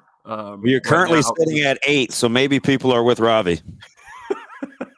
Coming back down. It's worth 2.5 points. I'm gonna laugh too, because this ding dong said it would be 7 around game time, and I said that's too far of a drop. I said between 6.5, 7.5.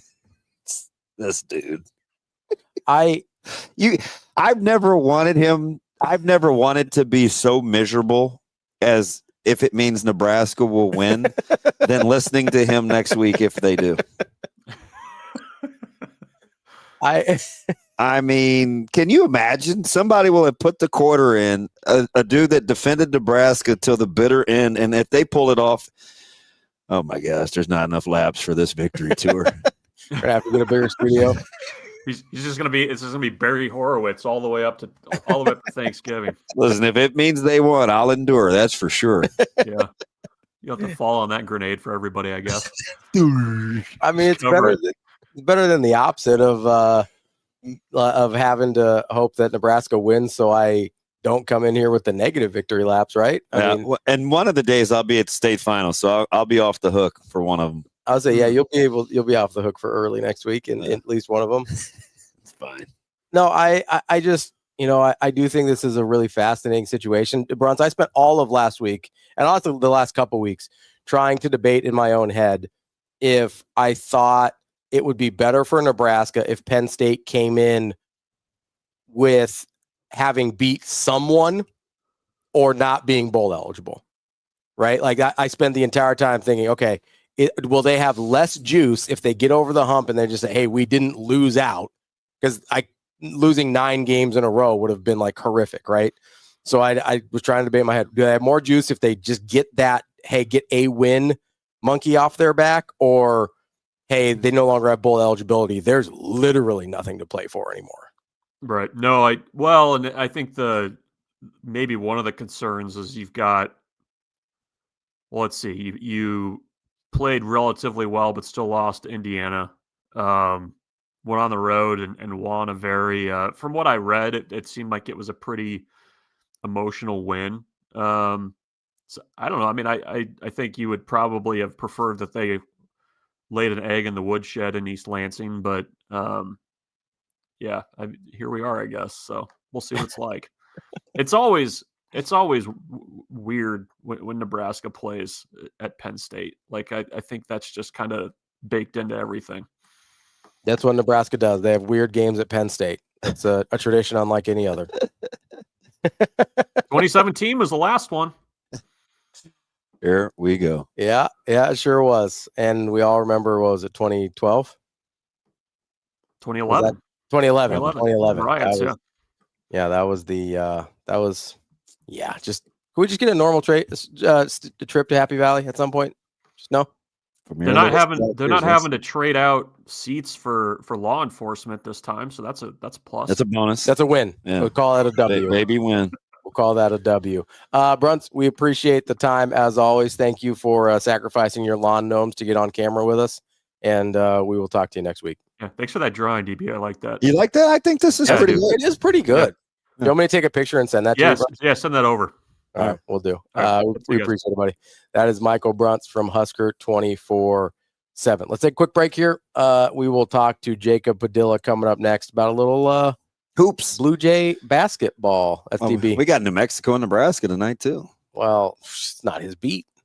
He's a ball knower, certified ball knower. Certified ball knower. That's DBM Ravi, Lulla, Hurrdat Sports Live coming up next. Yeah, it's super cool. I think my teammates were just getting me the ball in the right places, trusting me. But I think overall it was just a great game for us to be able to go out there and play more of like 4 complete quarters. And I think we played with great pace today. Yeah, we talked about that at halftime, just coming out strong. Claire told us the stat, like our third quarter hasn't been like the best scoring wise or whatever. So we tried to come out punching, and I think we did that. So it was good. I think it's just important just to keep our momentum rolling. We're undefeated so far, and so just for this momentum to keep us rolling into a experience that we haven't faced yet. There's 2 back-to-back games in a row, and just trying to keep this, kind of what Britt said, these 4 complete quarters and what we learned from today and the past week into next week.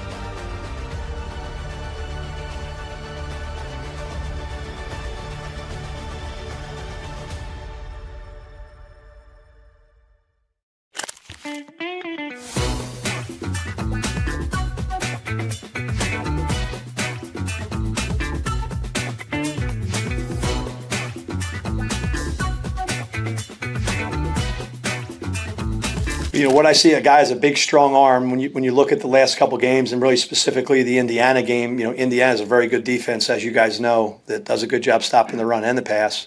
And he's ripping 25-yard in cuts, and he's ripping sail routes on the sideline. So he, when the coverage is what he thinks it is, he can make the throws. And he steps up in the pocket, and he's making those intermediate throws that I think I talked about a couple weeks ago. That's really the challenge for a quarterback, is you can throw it short, you can throw it deep. But if you can make those intermediate throws, and he's doing that. And then if you look at the Michigan State game, having the savvy and the competitiveness in critical situations on those kind of those last 2 drives of running the ball and extending the drives and, making the winning plays. So, that combined with their run game and their physicality, I think we've got to be prepared for.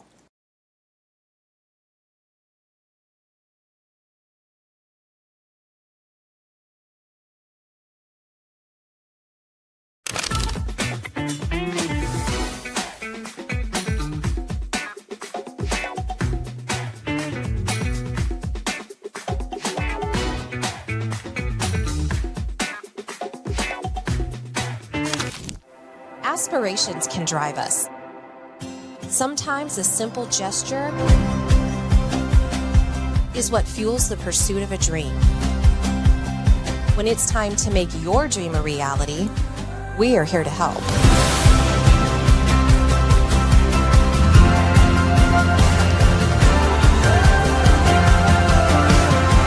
Centris Federal Credit Union. We are where you are.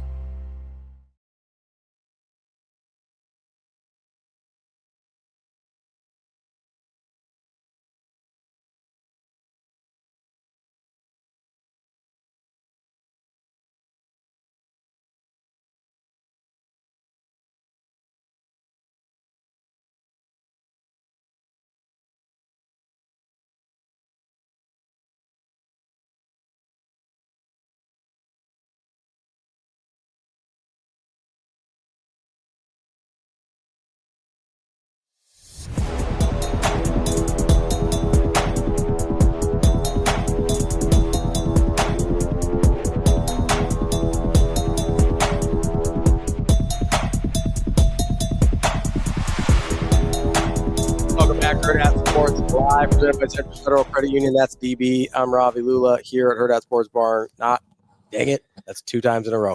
Not here at Hurrdat Sports Bar and Grill. We're here at Hurrdat Sports headquarters with our guy, Jacob Padilla from Hurrdat Sports, NAB Preps, basically all of our coverages JP is a part of. What's up, buddy? How we doing? Do I need to stand up? I feel kind of left out. You want me to sit down for you, make you feel better? I'll sit down. There we go. I will not. So DB's always pacing, so I can't get him to sit down, but here we go. That's fair. Is that good? Is that better?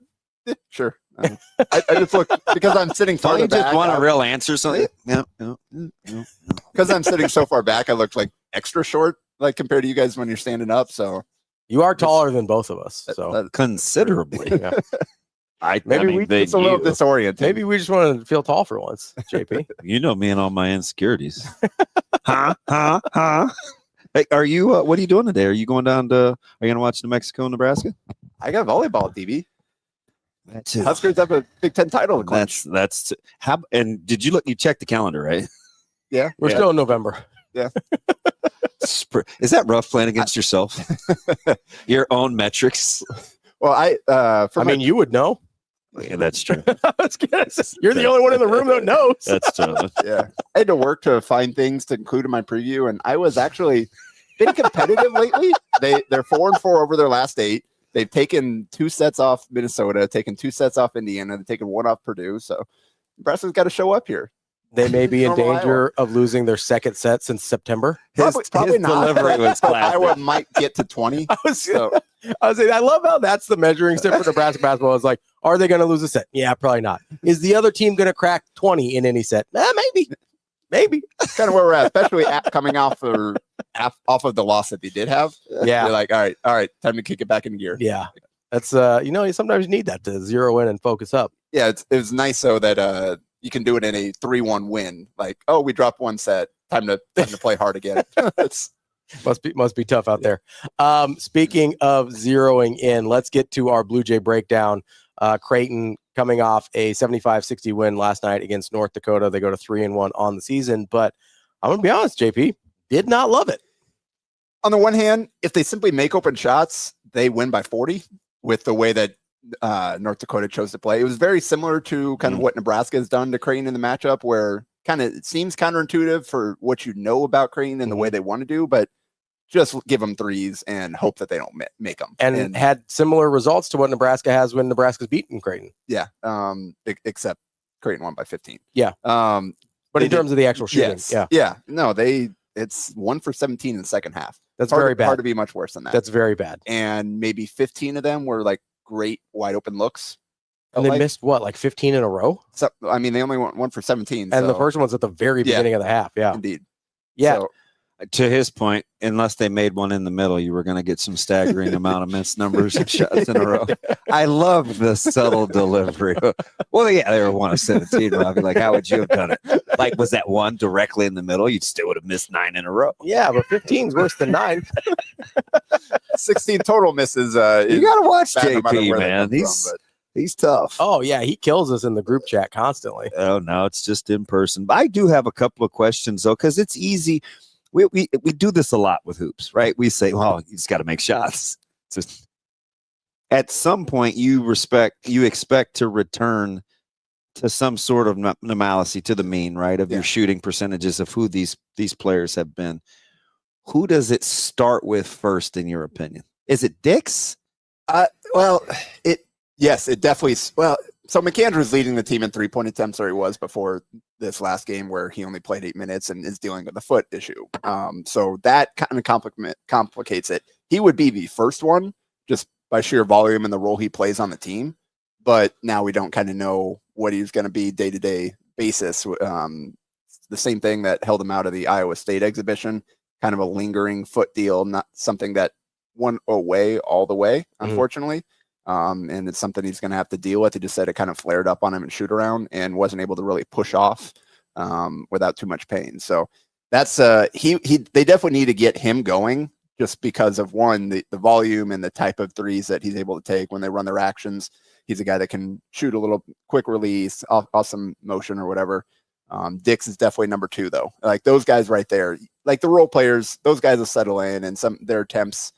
Part of that, too, I think, is the number of attempts they've gotten. Some of these guys haven't been able to get into rhythm just because by nature of where they are on the depth chart, they're not going to get 5-6 shots to find a rhythm. But those two definitely are getting a lot of good looks right now. They're career really good 3-point shooters, and they're just not hitting right now. All right, so Freeman shoots an excellent percentage, obviously, 6 of 6, but he has to work really, really hard to get it. Is there we're not going to go back to low post entry school to play through the post, but there has to be some easier set pieces to get him some cleaner, a little easier looks. What does that look like in this offense? Well, in this game, specifically with the amount of doubling and trapping, I think that took away some of that. And they also missed some opportunities. They didn't want to take risky passes. I don't know if they saw hands in the passing lanes, because they're Conan and Freeman, both those guys were rolling free to the rim just because they were so aggressive sending to the ball, and guys miss some opportunities to get him the ball there. So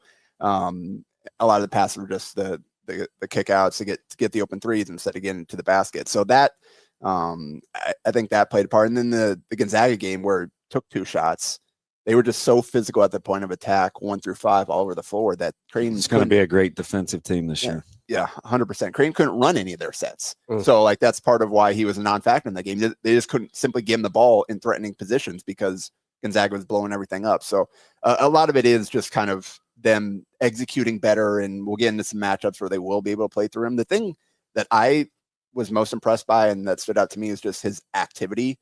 The defensively, his hands. He had 3 steals and 3 blocks. He fighting for offensive rebounds. He just looked a little healthier. Exactly. Yeah, it's not. Well, I think he finished with 4 or 5 offensive rebounds. And they were hustle. Yeah, I mean, a lot of tipping it to himself, and 13 points, 8 rebounds, 5 offensive, 3 steals, 3 blocks, like in just 20 minutes. Probably had a couple more that other guys ended up getting credited for offensive rebounds that he caused Kept as alive, well. Yeah. So the activity was really good. Now it's just a matter of maintaining that and then continuing to push forward as he continues to round back into shape. But it's going to be a daily process. That's not one that they can fix in the short term. It's other guys that I'm worried about right now that they have to really kick it into gear while he is working his way back to being the weapon that they think he can be. More integral to how you think this season plays out, JP, the fact that, Matt kind of openly gushes about Jason Green, but it was a direct correlation to how long he'd been in the program,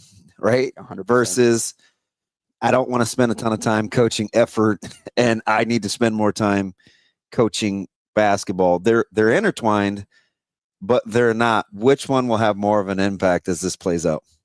Well, it's based on his quote about Hudson Greer as well. It kind of seems like the second one is as much of an issue as the first right now. It's not simply a matter of, oh, these are new guys learning where they're supposed to be.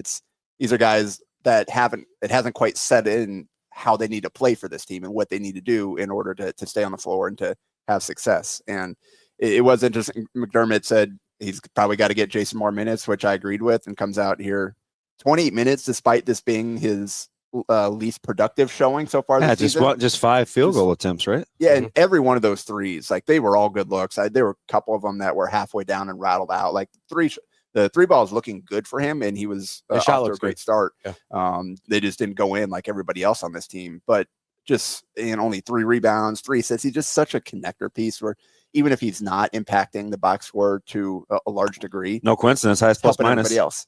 And the difficulty there, though, is a lot of those extra minutes that he got him were from McAndrew not playing in the second half. Because he finished in single-digit minutes, right? He played 8 minutes, didn't play in the second half because of the foot deal. And so Green has played almost no 4. He's been 3, he's been 5 to start the season up until this one. And then with McAndrew stepping out, that opened up more minutes for Green. So I don't know what that looks like when we get forward. It's kind of goes back to the overriding question for this. Like, they got to figure out all that stuff that McDermott's talking about, but just the rotation and the lineups and how do they want to play? What is their best look? We're through 4 games now and plus 2 exhibitions, and I still have no idea. And I don't think McDermott has, because we saw even again, inserting Greer into the lineup obviously changes things, but we saw different types of lineups even with him. Like, there was Greer came in and was playing the 4 essentially to start the game. It was him and Harper at the 3 and the 4. And then the second set he came in, it was Harper and Greer at the 2 and the 3. So however you want to do that. Like, so they went from a small lineup with Jason Green at the 5 to a big lineup where you've got a 6'7" 2 guard out there with Graves and a true center. So I think they're still trying to figure out how do we need to play. Let's start with a given. You think Blake Harper's going to be able to score?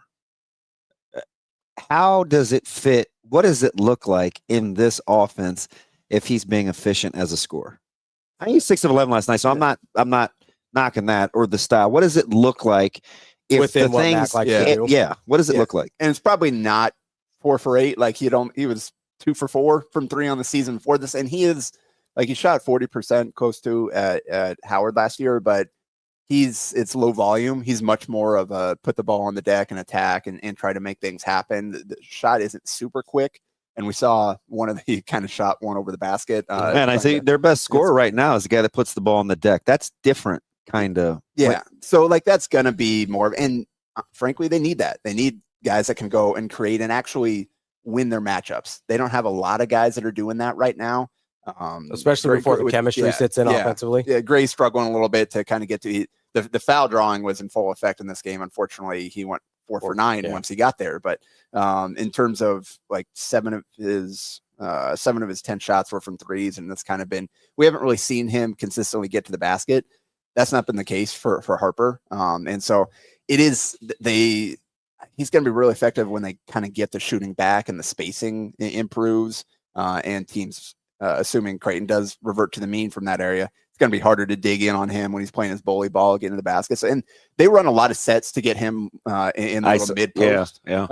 Try to get back screen to get him a favorable matchup and play through him down there. So I think that's going to be something they continue to do, is trying to get him there, posting up at 15 feet and playing out of it, because he can pass and he can get back down and get to the basket, get to that left hand. So I think that's what it's going to be for the most part. Just kind of a lot of putting him in good spots, and hopefully as, again, everything comes together, they can run their stuff a little bit more crisply to get guys in favorable positions. We all know how Mac hates fouling. Can Creighton play the way that they're going to need to play defense in the Big East and keep that same philosophy? Because obviously you don't really have the rim protection yet, and it's certainly, if you get some, it's not caulk. So what does that look like? Yeah, and even North Dakota, you're seeing them finish over guys, and it seems like they're intent on playing Green significant minutes at the 5 because they think, and again, they got to find a minute somehow. And he's just undersized at that spot, 6'7", 6'8", whatever they've got him listed at. Guys are going to be able to go over the top of him, even if he's in position. We saw that, again, even a team like North Dakota finished inside sometimes. So yeah, I think, again, they're continuing to experiment with the way that they play, with trapping ball screens, hedging, blitzing.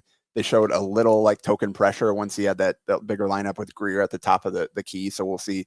And Greer, part of why he's going in there is because of his athleticism and his intensity on defense, his ability to rebound. So that should help on that end. He'll probably have some blown assignments here and there as he kind of figures it out. But everybody else is having those too. So I think you're willing to take the risk for the potential upside there. And that's part of the quote that Matt gave in his long answer about why Greer burned the red shirt is just thought about it. Like after watching that Gonzaga game, looking at like for us to be a good team in January, it's probably going to include Hudson in the rotation. So we got to get ready for that.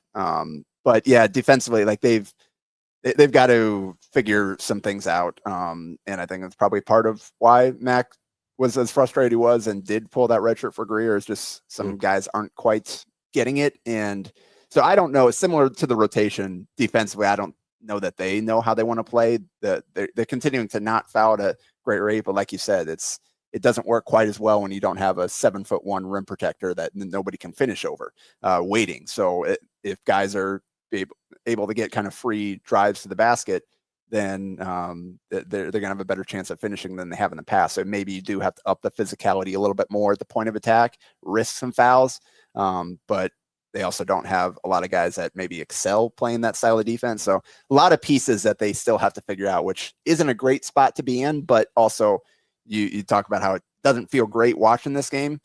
They still got some time, especially once we get to the Big East to figure things out. Obviously they need to be on their in their best shape heading into this Vegas tournament. Doesn't feel that way, but not a ton of time for Baylor. Yeah, I would say they've got to figure these things out pretty quick here with Baylor, and then a regular season matchup against Iowa State coming up this upcoming week. That is our Blue Jay breakdown for the week with Jacob Padilla, and that is the end of the show for the day for Hurrdat Sports Live. DB, have a safe trip to State College, and Hurrdat Sports Live will be. Oh, that's tomorrow. That is tomorrow. You got to. I forget it's Thursday. Dude's over here crunching tape already. Always crunching tape. He's always on huddle. That is the show for today. Hurrdat Sports Live will be back tomorrow. We'll see you on Friday.